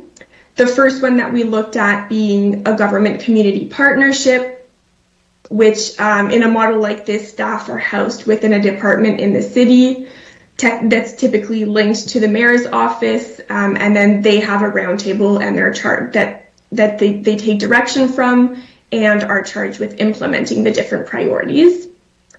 And then the second model, and that is ultimately the model that that administration is going to kind of present to you today for recommendation, is an external community organization that operates at arm's length from the city. So an example of a model like this one is Reach Edmonton, which is really a backbone organization for crime prevention and community safety efforts. They work very, very closely with the City of Edmonton, but are a standalone body. And these external organizations do tend to have the greatest level of autonomy. And their role, again, is to lead or coordinate the implementation of the plan's actions. So they do have also capacity to raise additional funds, to become a hub for different community actions. And they have the capacity to be highly responsive to various situations that come up in the community. And so I do want to stress that even in an external model like this one, the city or the municipality still plays a key role in the implementation. So in Edmonton, for example, the city staff work very, very closely with the team at Reach Edmonton. So it's really part of a systems approach in which the community or the city continues to play an important role and is part of all the discussions, but the day-to-day coordination and implementation is led by that external organization. And so on that note, that's kind of the very broad overview of a very comprehensive process that led to this plan. So I'm going to hand it over to Ms. Shally, Mr. Slater, and Ms. Husak to kind of take that information and present to you what administration is coming forward with in terms of recommendations. Council, I'll ask that you mute your computer. Thank you. I believe administration would like to follow that up prior to opening up to questions of the consultants. Administration would like to add on to that presentation, and we'll have questions open up after that. Ms. Howerlich. Thank you, Mayor Masters. So now that you've heard from Ms. Monette about the overview of the plan itself, we'd like to share a quick presentation with you that outlines how the city can play an early leadership role in the plan's implementation. So we've shared a lot of information in earlier discussions with council, but today our presentation reflects on our final round of consultation with the community and our recommendations as we move forward. So throughout our engagement on this plan, we've heard from the community that what is needed is change at the systemic level. As you heard from Ms. Monette, this type of change requires leadership from the top, elected officials, and those at the executive level of our partnership organizations who have the authority and ability to influence system-wide change through collective actions. The community sees our municipality as the organization that should lead these discussions. Our scans across the different jurisdictions who have made progress with their plans have confirmed that we are on the right track. This doesn't mean that the city will begin delivering services outside of our jurisdiction, but rather that the city can play a leadership role in convening our federal and provincial partners alongside our community organizations in a coordinated manner with resources and support to take action. So the plan we are outlining follows thoughtful conversation with sector experts from across Canada and the local community leaders. We've heard us share this before. We've heard from the community that the city has been seen as a leader during COVID, as we found new ways to serve our most vulnerable citizens through this pandemic. Our proposed path forward respects the relationships we've been building and continues to empower and enable action that is grounded in the lived experience of residents in our community. So there's three elements we're going to cover in our presentation. We're going to talk about our proposed government structure, our governance model that we're recommending to council. the short-term action plan that we're recommending, and our proposed path forward with immediate next steps. So I'll turn it over to Ms. Shaley to discuss the governance models. Through you, Mayor Masters, this first slide just provides a quick reminder before we go any further. This is the safety and well-being framework that we used in our planning process. The city's traditional work has focused on the red incident response circle, work that's mostly done by fire and police, as well as the yellow risk intervention ring, which really encompasses community programs like some of you are familiar with, TRIP, the HUB model, and the violent threat risk assessment protocol that the city is a partner of. This plan is about expanding our work to the outer prevention and social development rings. It's really about addressing the social determinants of crime and well-being. So our proposed governance structure and our short-term action plan for city administration to touch on each ring within the framework. As Ms. Hawryluk has talked about earlier, the need for a governance model that supports discussions, there's a need for the governance model to support discussions in the community that will lead to system-wide change. Our research has shown that there are really two types of governance models that are common in Canada today and successfully operating, and Ms. Monette touched on each of those in her presentation. The first is an office that's led by a team of municipal staff with oversight and direction coming from a cross-sectoral leadership group representing education, justice, policing, social services, health, as well as community and Indigenous leaders in the business community. This group works alongside community tables who are positioned to propose solutions and take action. This type of model exists successfully in Lethbridge and Waterloo today. They've made significant progress in getting their federal and provincial partners around the table to take collective action. The second model is an arm's length nonprofit organization that reports to a board of directors with funding from the municipality and potentially other partners. This second model also makes use of the cross-sectoral leadership group that advises the board of directors. Edmonton is an example of a municipality who started in-house and eventually transitioned to an external model. We've had some conversations with them, and they've advised us that when they made the transition, they recognized that some staff needed to stay within the municipality to lead the city's role in implementing the plan. Again, as Ms. Monette has described, it's part of that system-wide approach to collective action. Other staff moved out to the new organization, which is now called Reach Edmonton. And our next two slides provide a high-level illustration of what these models could look like in Regina. So the structure on this slide lays out a framework for a CSWB office within the municipality. Key elements of the structure are the two boxes in red, the Mayor's CSW Leadership Committee. This group would have representation from policing, education, health, justice, social services, as well as community, business, and Indigenous leaders.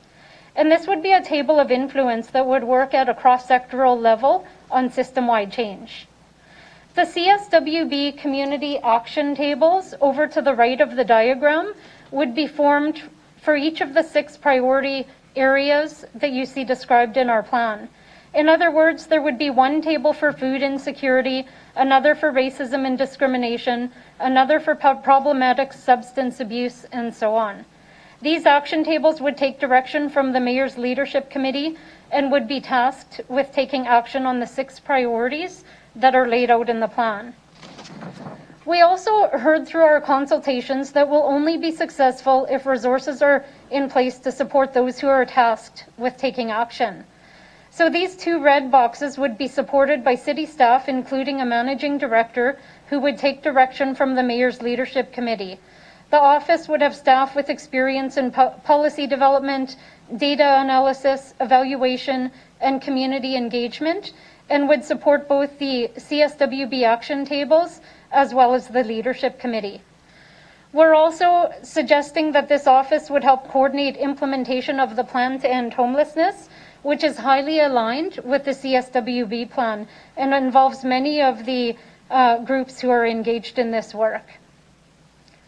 Because the priorities are very much tied to the inequalities that are faced by our Indigenous community and equity-seeking groups, it will be very important for this office to be aligned with any diversity, equity, and inclusion work taking place in our organization. And we heard our delegation, Ms. Rosenberg, speak to the importance of that as well. Our next slide illustrates what an external organization would look like. The elements are similar. However, the leader of the office would report to a board of directors rather than the city manager. The external office would lead the implementation of the plan and would also play a role in supporting coordination of the implementation of the plan to end homelessness. As well, we've added a box with a light blue border to reflect a long-term transition of our social development grants to this office in an effort to ensure alignment.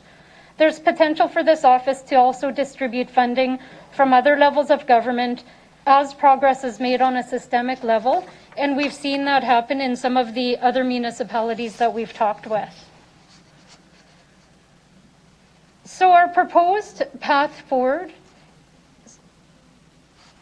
sorry, we're missing a slide. Our proposed path forward is to advance the development of an external structure to lead the work.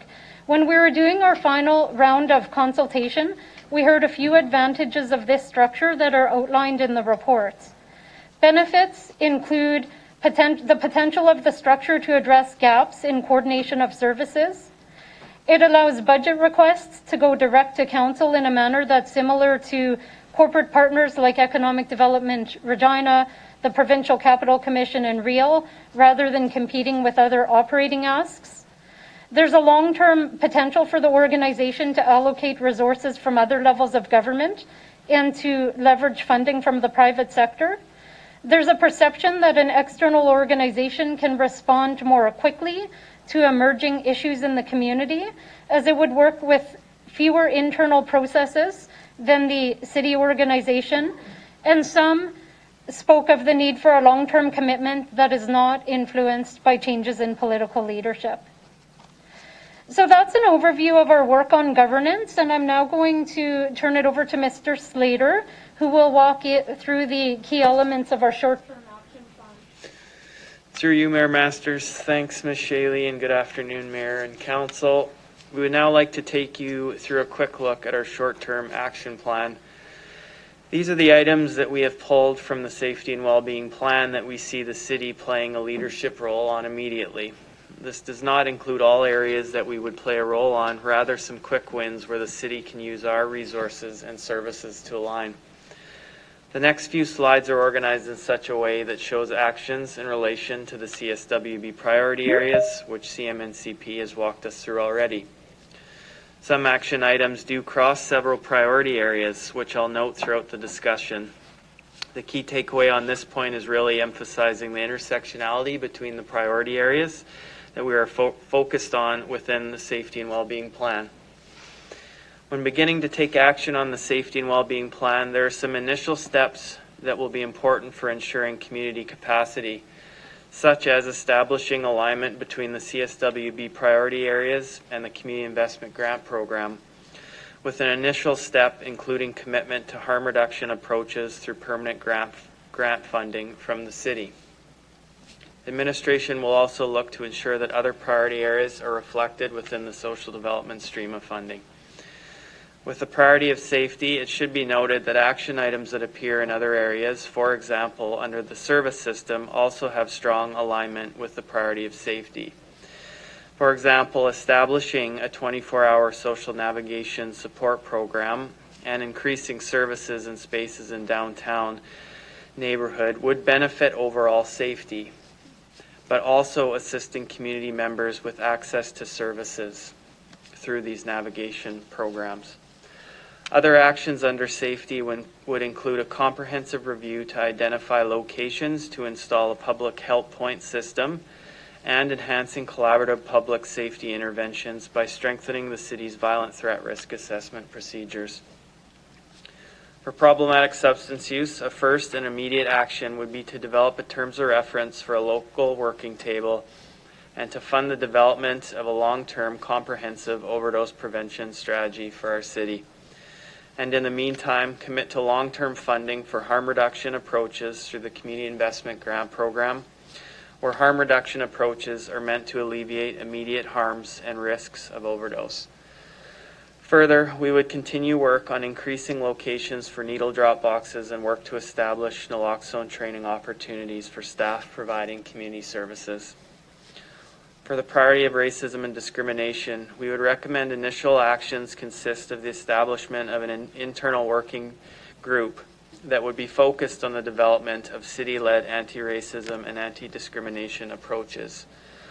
Other actions should focus on anti-racism and trauma-informed training and a focus on increasing job opportunities for Indigenous and newcomer youth through city-led mentorship and fellowship type models. For domestic violence and intimate partner violence, we see initial actions to ensure alignment with community investment grant priorities and continue to support the YWCA in the establishment of the Center for Women and Families, which is strongly aligning with plan recommendations for establishing spaces for women and families to heal together. Initial actions with food security would see a collaborative approach between the city and public health to undertake a mapping exercise and service review, and for the city to explore the use of our neighborhood centers as community food hubs, expanding production, distribution, and education. Under access to services, we would recommend continued support for the RDBID community support model, as well as completing work on an analysis that is currently underway on the development of a neighborhood-specific social navigation program. Further action will also need to be taken on the establishment of 24-hour services and spaces, particularly in the downtown, Heritage, and North Central communities. I'll now turn it back to Ms. Harlech.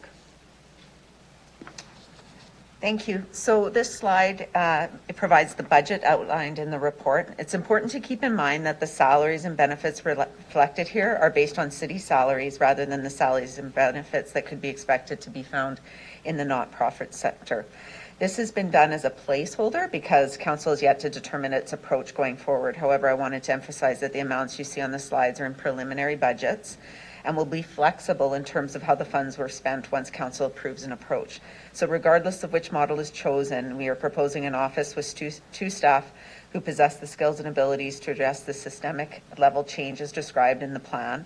Specific skill sets include a leader of the office, policy and evaluation, engagement expertise, and administrative support. The $210,000 has also been budgeted for community projects, office expenses, engagement, and communications.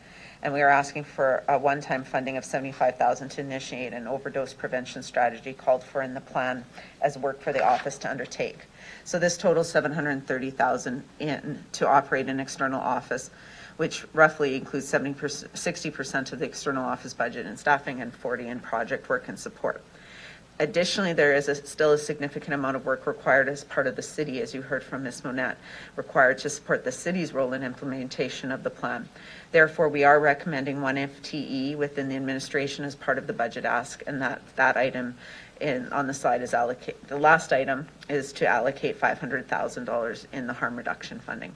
So this is all in the preliminary budgets that you'll see on the 15th, 16th, and 17th. So, of course, as I said, this is preliminary budgets, and it provides a point of reference that will be subject to change once the structure begins to be put in place and further details are known about the form of the organization. So we'd be happy to answer any questions that you would have about the report or the presentations. We have Mr.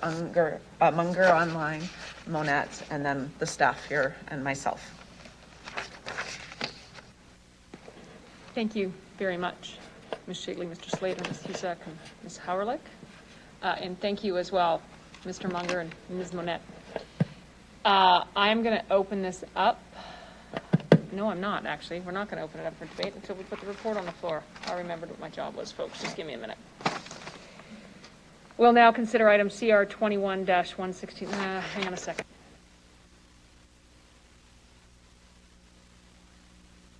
Thank you. Just to clarify, this is my confusion. We are going to deem the consultants as to not be delegates, but rather part of the administration team presenting the report. Apologies for my confusion. We'll now consider item CR 21-169, Community Safety and Wellbeing Plan. Councillor Stevens, could I ask you to please introduce the report? Thank you, Madam Mayor. I think administration has provided a very detailed response to some of the leading concerns and questions we had at committee. I really want to thank the consultants and city staff who worked on this endeavor. It's quite an accomplishment, and I'm very proud to see this come forward. I'll leave it at that. I know there's other members of council that will have plenty of questions, but I just want to thank everyone and administration for clearing up some of the concerns we had about staffing and how the number itself is actually flexible going forward. Thank you, Councillor Stevens. Can Councillor Stevens have a seconder?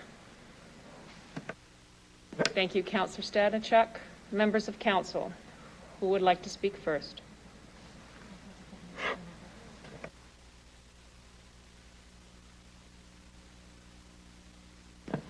Councillor Stanichuk, you're up.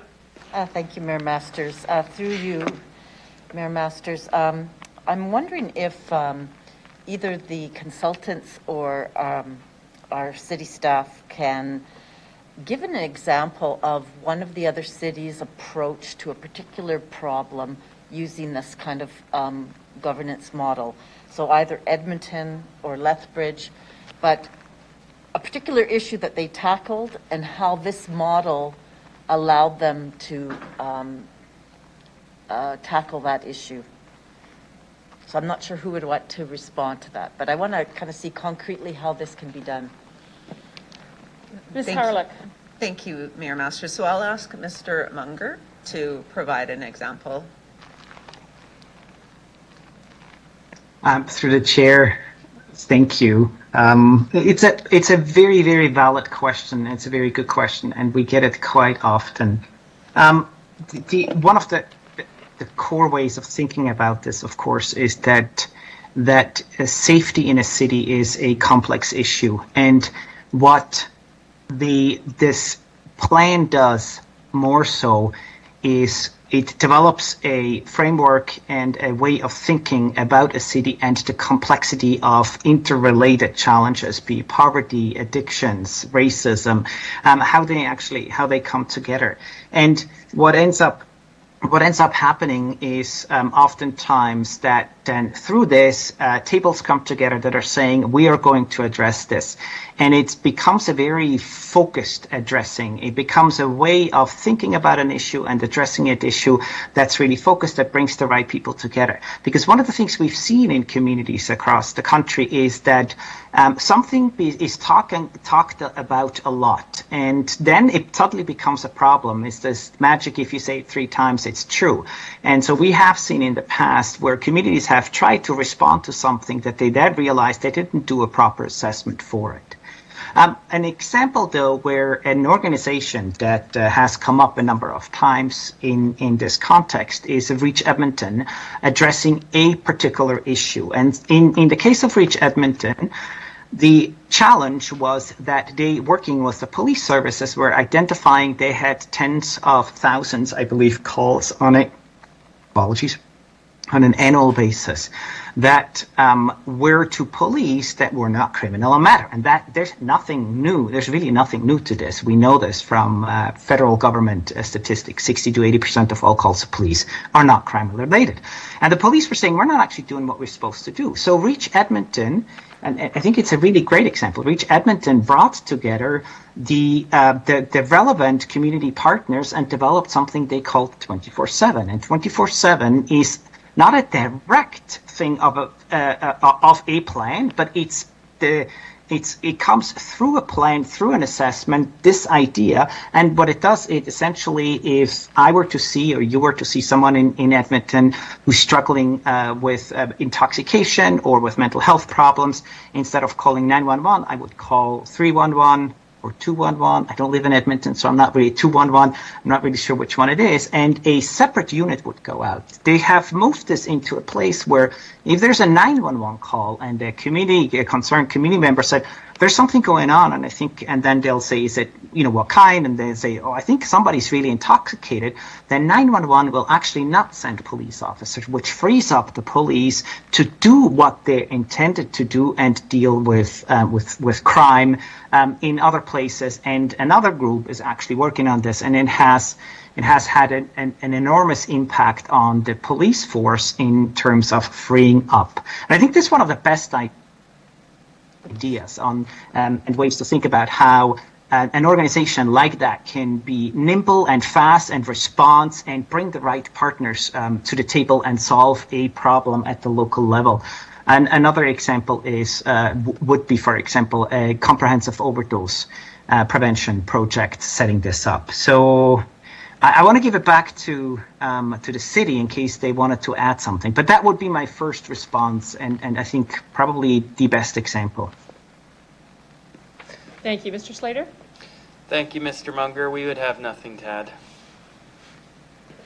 Councillor Stanachuk? Yeah, so one more question. I'm also wondering how this approach can help leverage federal and provincial funding. There was a mention, I think, that Edmonton or Lethbridge has an ability to leverage funding from other levels of government. I do know, like, for one example in Regina, which is not related to this, but an organization called the Regina Unemployed Center helps people who are denied EI with their appeals, and they're very, very successful. So people are back on EI, get EI, and then they're not on social assistance. So the provincial government, it's actually an economic savings for the provincial government. They help fund the unemployed center because of that success rate that they have.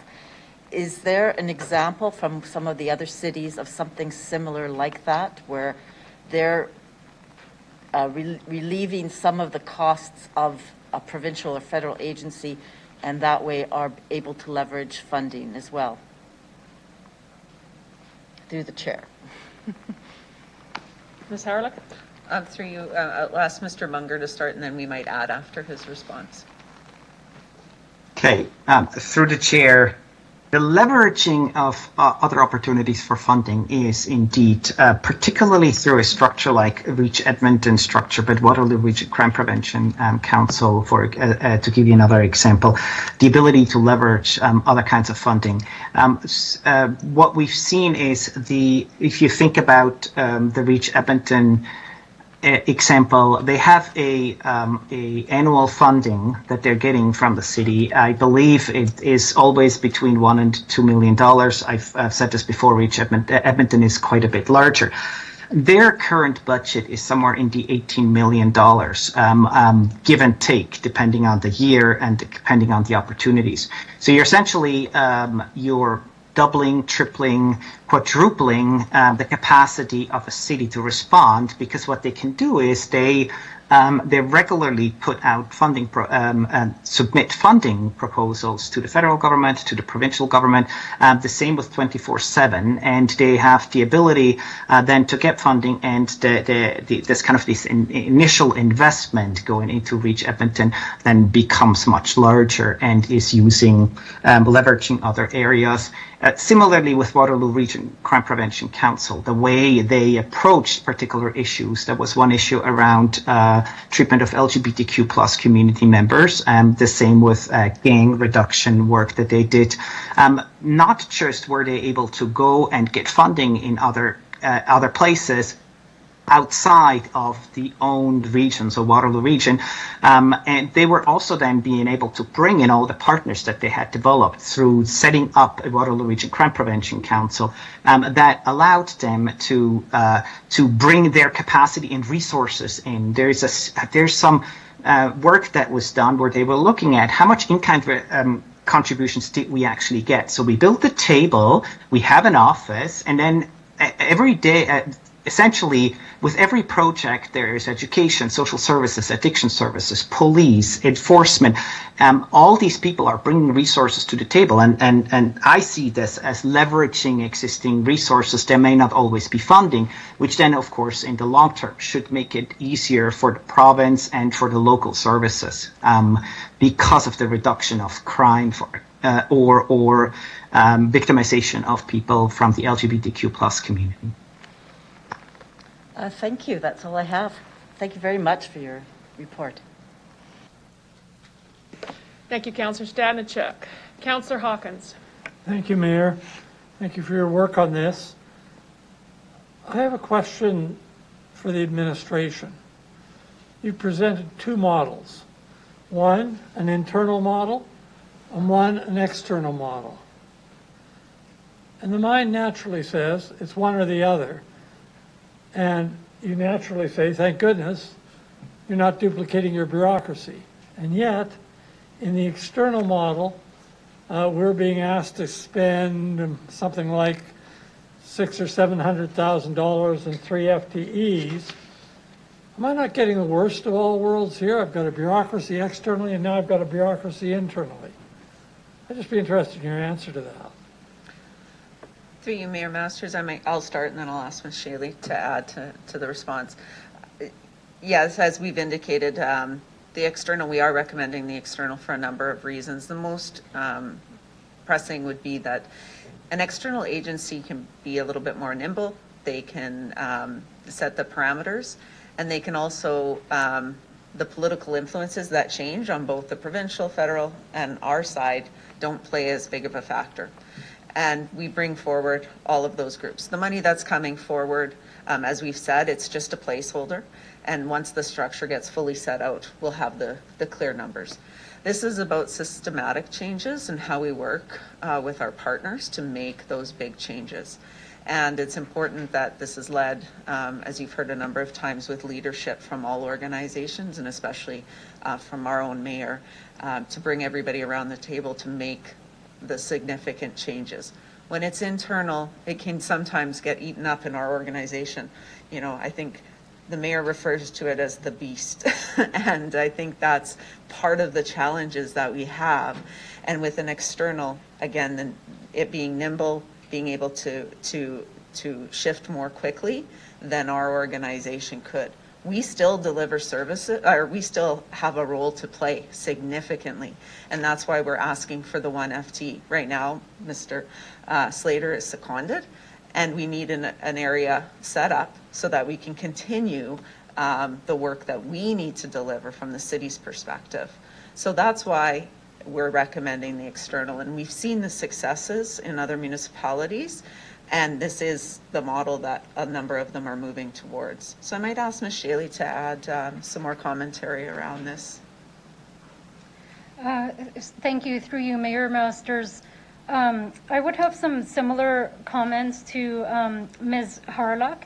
In terms of the skill sets that are required, they would be very similar in the internal and the external models. As Ms. Harlock has relayed, the folks who have been involved in this planning process are seconded from other areas of the corporation. And so we currently don't have a lot of expertise in-house to do this kind of work. The other thing that I'll add is we did talk to some of the folks who are in leadership positions within the community. As examples, Mr. Greg Enyan, who's the Director of Education with the Public School Board, Chief Bray with the Regina Police Service.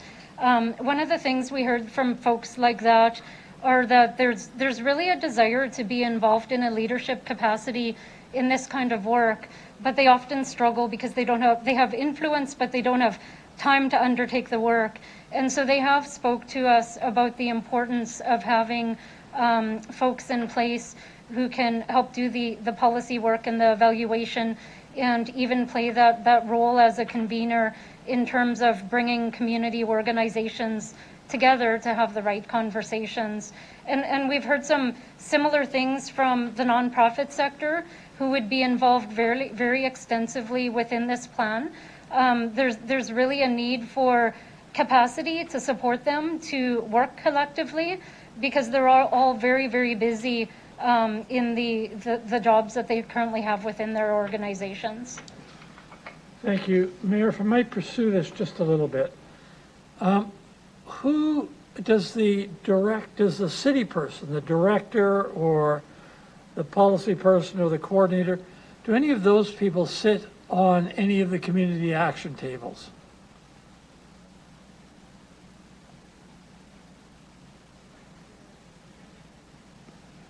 Through you, Mayor Masters, I might just ask for some clarity. Are you asking about the model, the external model, in terms of? Yes. So we would see through this plan, we've requested that one FTE be established to lead the city's role in implementing the plan. That would be a role that would be similar to the role that Mr. Slater is playing right now with this work, and that individual would certainly be engaged in many of these conversations. Sometimes the city's the convener, sometimes a partner, sometimes the lead, depending on the specific action item. The role might vary. There's also a fairly significant role to play in-house within city administration. We talked a little bit about this at the committee meeting. We very much view this as a change management plan. And so even if we're looking within the city administration, there's a role to play in terms of doing a better job with our recreation facilities and programs, in terms of creating safe spaces and the kinds of programs that reach everyone. Asking ourselves how our transit services can support the objectives in this plan, exploring how we construct facilities with spaces that are more culturally relevant. You know, we've talked about equity within our park system. So I really think that there's a fairly significant change management role within the city administration as well, to ensure that we're fulfilling our role with our core services when we're sitting around the table with our partner agencies. Through you, Mayor, I'm trying to get my head around how this works practically. So you've got a community action table set up for a category of social services. And presumably you've got a bunch of different social agencies involved at that community action table. Maybe even all of them sitting together from time to time. There's going to be turf wars here. How do you get them to coordinate their actions in one particular area? Through you, Mayor Masters, I do feel that Felix or Mr. Munger or Ms. Monette may have some examples of how this has successfully worked in other organizations. These models were put together after we heard very loud and clear from the community that there's a need for collective action.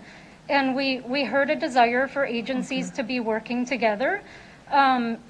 What they said to us is that they need for the city or another agency to play that leadership role as the convener. Oftentimes they're wanting to work collaboratively, and they're struggling with capacity. COVID has been very difficult on the nonprofit sector, and we've heard over and over again that they're struggling with capacity. When the city stepped in during COVID and played a role in terms of facilitating conversations and tables of folks who are sharing information and talking to the province and talking to the health agency, they were quite happy with that model, and they've asked the city to continue to play that role. And so we've taken some of the learnings that we've heard from the community and incorporated them into these models that you see in front of you. So I know Mr. Munger, I think, has a few comments to share. The other thing I want to relay is these are very high-level models in front of you today, and the action plan has suggested that once we hear from council, we need to do some work to lay out more specifically what they would look like and how we would go about building them. But I will turn it over to Mr. Munger to share some examples. Happy to, through the chair, thank you for the opportunity to speak to this. If I may go back and try to address both, there was the question about not just the turf wars, but how would this look like in terms of these action tables? And so the idea is to bring them together, and I'll talk about the turf wars afterwards, to say that these community groups, and that includes people with lived experience, people in the services, and also then a representative from the city to come around and a table and say, this is an issue that was identified. More specifically, this is what we collectively see as important to go forward to work on. And so from there, the city staff, and somebody mentioned the beast, the city as a beast. A city from an outside perspective is hard to negotiate and understand what's where. And having a link, that liaison, is really core, so that somebody like Dave Slater can be at the table and say, here's the other person from the city that needs to come in here. Assuming, for example, it has to do with youth crime. If it's about youth crime, bringing all the players together that work somewhat related in that field, and then somebody being able to say, this is the person from recreation that needs to come to sit to this table. So your question, does somebody sit there as well? Yes, of course, because the city is part of this. The city is part of the larger solution. Now, with regards to the question about turf wars, I've been on the Waterloo Region Crime Prevention Council. I was on it for about 5 years. Waterloo Region Crime Prevention Council is an external organization, now more so than it was at that point in time. And one of the things they did really well is the executive director spent a lot of time getting people to understand why they're here. It's the why at the end of the day. And it was always clear to everyone who came around that table that this was not a table that was going to give them more money, that collectively they may actually go and put in a project that related to the kind of work that they were doing. But this was really about almost working through some of the turf wars. And yes, there is turf wars, but they were extremely successful in bringing, so once a month on the last Friday afternoon, Christiana Sadler, who some of you will have met, was able to bring together the CEOs of the school boards, the police chief, addiction services, social services, to have a common vision and develop that. And that takes time. And then from there, they came together, they talked about issues, they looked at any kind of issue and reflected how do I, if I'm the CEO of a school board, what's my role in helping the local community create a safer environment? And it sounds like a perfect opportunity for turf wars, but in fact, it is the perfect opportunities for really truly well-designed collaboration. But it does take time and it does take a process. And that is something that can't be, collaboration is complex. It's the other beast, collaboration. Everyone said, oh, we should collaborate, but it's extremely complicated. So it takes time, but it can be very successful. In fact, collective impact would suggest exactly that. Complex issues such as safety need a collaborative approach. And that is actually one way of helping to create that collaborative approach. Thank you very much. It's a helpful answer. I'm going to try one more question if I can through the mayor. So we put in place this structure. How do we stop the provincial government and the federal government from saying, thank God the city's doing it, we're out of here?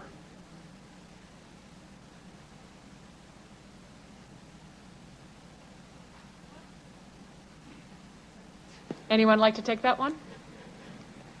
Ms. Howard? Through you, Mayor Masters. I'll start, and I don't know if you might have something to say as well. I think it's really about the leadership of that table and bringing all the people together. I think, Camp Hope is a good example where we need to make changes, and I think we're at a point where all the parties know that we have to get together, and there's clear rules of who's responsible for what. What this is doing is it's taking our leadership role and facilitating those conversations and having that ability to lobby and really bring to the forefront the issues that are facing our community on a daily basis. The community tables or the community action tables are going to have lived experience people on it that can actually bring that forward to the larger political table. So as we've said at the very beginning, the mayor's leadership committee truly has to be those people in leadership positions that can make the true systemic changes that we need in our community and in our province to make things change and happen. And I think with our leadership of our mayor, we'll be able to do that. Thank you very much for that, Mayor. I'm very supportive of this, and these answers are helpful. Thank you, Councillor Hawkins. Who have I got flashing? Councillor Bresciani. Thank you. So thank you for the presentation and the work that's gone into this. My concern was similar to Councillor Hawkins, that we're taking another whole, another model, and I just need to know how this model is going to be different than any other model that we've used before. And I guess the question is for administration first. The mayor's leadership committee, what do you see that as? Who is on there? What does that look like? Through you, Ms. Mayor Harrell? Masters, I might start, and I don't know if Mr. Munger or Ms. Shaley has anything. For us, currently we have the Human Services Partnership, and that has, you know, the police chief, the school board, the public school board, and other people, but they're at lower levels. Like, they're not the true decision makers. So the difference I see in this with the mayor's group, it's really like ministers that are part of this. It's that level that we need at the table to help us move things forward. The lower level positions, the policymakers and other governments, they'll still be in the background working with the policies, but it's that table that's committed to be there. So it would disband the Human Services Partnership, and we'd be bringing up that higher level with the chief of police, and getting the right ministries around the table and the federal ministers or representatives to really make those changes. So that would be the difference that we see today. It's, you've got the change makers who are willing to move forward and make those changes. I'm not sure if Mr. Munger or Ms. Shaley has anything else to add.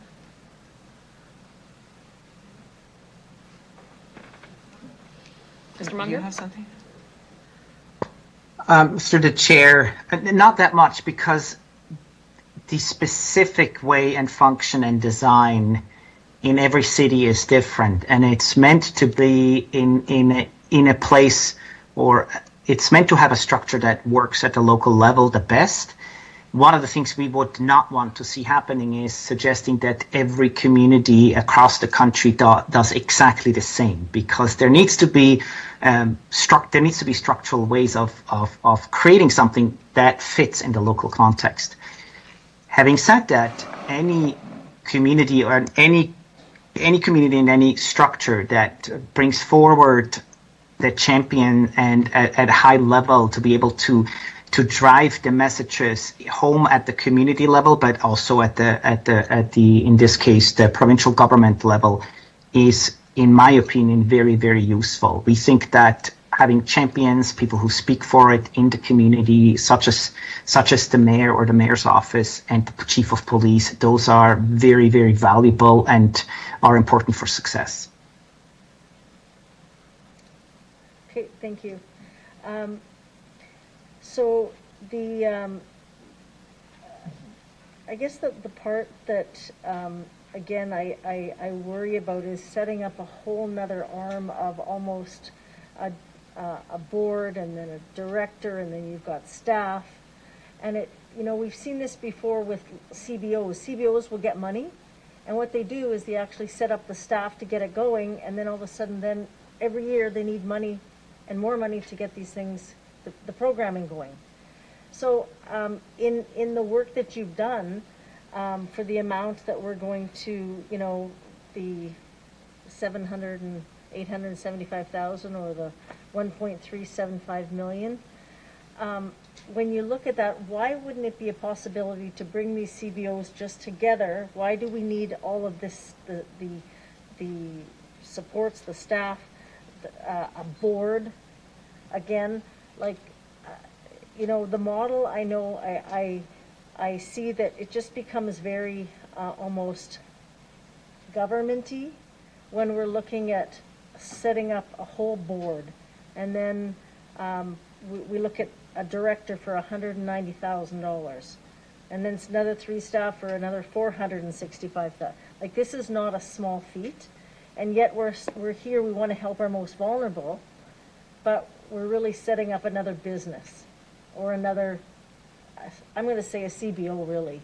And it's going to be an advocate piece to try and get funding from the government. And I'm not, I guess I worry a little bit about the costing and the modeling, but when I was reading through the document and I heard, I want to ask about people with disability. There's been a lot of information here about inclusion and racism, and but I want to know, in your feedback through the people with disability, did safety come up? Did housing come up? Because, and I heard it here about getting jobs. I heard getting jobs for Indigenous people and newcomers, but I did not hear anything about people with disability. So sometimes, you know, we focus on the ones that, or the things that are highlighted in the community, but I do have a question around, and I thought I read in the report somewhere about the disability community was not, or there was only a few that were. Can you just elaborate on which organizations or how that was done? Yeah, maybe I can speak to this briefly through the chair. So we did a focus group discussion with people living with a disability. And maybe Mr. Slater can speak to sort of how the invitations went out and who was tapped into in order to identify those participants. But it was a couple of months ago now, but I believe we had somewhere near probably between 12 and 15 participants come to that consultation. And then, of course, there were a number of questions where people could talk about some of the positive aspects about Regina, and then some of the items or aspects that they think could be improved, or things that make them feel less safe or that impact their well-being negatively. From what I remember, one of the key things that came up was very much around sort of physical environment. And so a lot of the participants during that consultation kept telling us, you know, we can talk about accessibility to services and the types of services that are out there, but a lot of us are facing barriers and challenges to even physically go to those services or seek out opportunities or feel safe when we're going there. So there was a lot of discussion around how to improve sort of the physical environment, removing barriers to access. So that's something that is reflected in the plan, as well as some recommendations around transportation, some recommendation around services. We heard some folks say, you know, just having a list of different spaces and how they're, like how the layout is, for example, that would be helpful. So there were a number of recommendations and challenges that were brought up by that community during that consultation, and very much so around safety. But what I mostly remember was around sort of accessibility and physical environment above all else. And if anyone from administration wants to speak a bit more to the organizations that we reached out to in order to identify some of the participants, feel free to do so. Thanks, Ms. Manette. Through you, Mayor Masters. Yes, so our process was to work with the Accessibility Advisory Committee, and what we did there was essentially we put a call out to the committee and asked them to also do a call out to community contacts and people living with disability, and so we sent to some other, through that was sent to some other community-based organizations as well. So yeah, Audrey's spot on with her assessment. It was very much focused on safety, and I'll say there was a lot of overlap with upcoming work that we're going to be doing as well, with the accessibility plan that comes to council next year, on built environment, on roadways, on all things sort of accessibility. So some items that came up were not necessarily best fit for a safety and well-being plan, but will fit nicely into future plans that the city's leading. Okay. Thank you for that.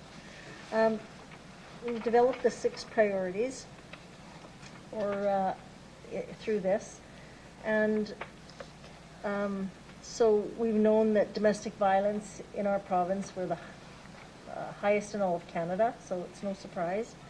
But these are all key things that throughout these priorities, how will they be deemed? Like how will this process work? I just need to understand. So if we've got the mayor's advocacy group, whatever you're going to call that, and then you've got your director, and how does this all come together where you determine what can be done with the government's help?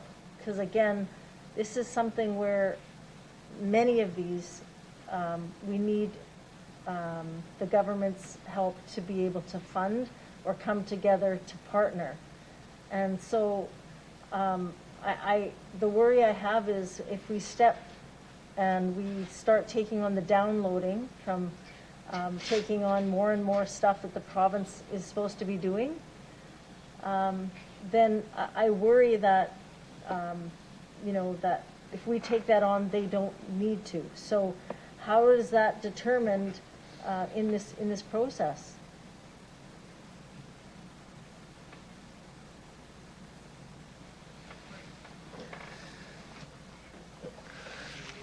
Through you, Mayor Masters, if this governance structure is making council feel a bit uncomfortable, I'm going to suggest that it should. It's new, it's different, it's not been done before. So the Mayor's Leadership Committee, and Ms. Horlick indicated, this is an opportunity to bring some very senior level individuals around a table to talk about the social issues and the social pressures that exist in our community today. We will not be taking on responsibilities of the federal or the provincial government, but I think we'll be having conversations around what are the issues that exist in our community, and the 6 areas that have been identified came out of extensive consultation with individuals in this community that have lived experience specific to these issues on a regular basis. So when you have a number of nonprofit agencies coming together, they all have their own interests that they're trying to represent, and in some cases protect, and in some cases look to secure additional funding. The Leadership Committee needs a separate entity, another nonprofit agency that is focused on the collective of looking at how do we deal with the issues in our community today. Ms. Shaley used the example of how the city provided leadership support to bring together agencies during COVID. And Ms. Horlick indicated, the Camp Hope situation. The city, again, brought agencies together and provided the leadership to come up with some, in that case, short-term solutions. So this is really the model that we're looking to implement, and it will require nonprofit agencies to come together today that are providing services to support the very issues that are identified in the plan, but there will be a more comprehensive collective approach that we haven't really had before. And we've had lots of tables, the Human Services Partnership, we bring leaders together, and then leaders get busy, and then it slowly cascades down in organizations. We don't have the right decision makers around the table. So this model really is an opportunity to elevate the conversation and really force the right people to the table. The mayor being the chair of the Leadership Committee, her position demands the respect of the right people being around the table. So it is going to take some time to put into place and to implement, but it is about having the right resources in the community focused on the collective responsibility to solve the issues that are ever increasing in our community. on the other side, we do need some internal resources to make sure that we can be an effective participant, leader, convener, depending on the role that we need to play. So it is new, it is different. The example around Camp Hope, we had organizations that came around the table and they all acknowledged that the type of collaboration that we were undertaking was different than we'd ever had before. This would take it to another level, and I think it's an investment that will really give us a new opportunity that we've not had before to address the issues. And, you know, the 6 that have been identified, they may change over time as well. As we address some of those, we may move on to another emerging issue that exists in our community. Thank you, Mr. Holden. Councillor Bresciani, we have a legislative break 5 minutes ago. You have a couple minutes left on your speaking time and your questioning period. I'm going to ask, could we possibly recess for 15 minutes for the legislative break, come back, and we'll go back to you for your further questioning. Council, that means we're back at 3:35. Are you folks in contact with the consultants, or will we just ask, could we just ask that you pop back on in 15 minutes? Thank you very much. Thanks, folks.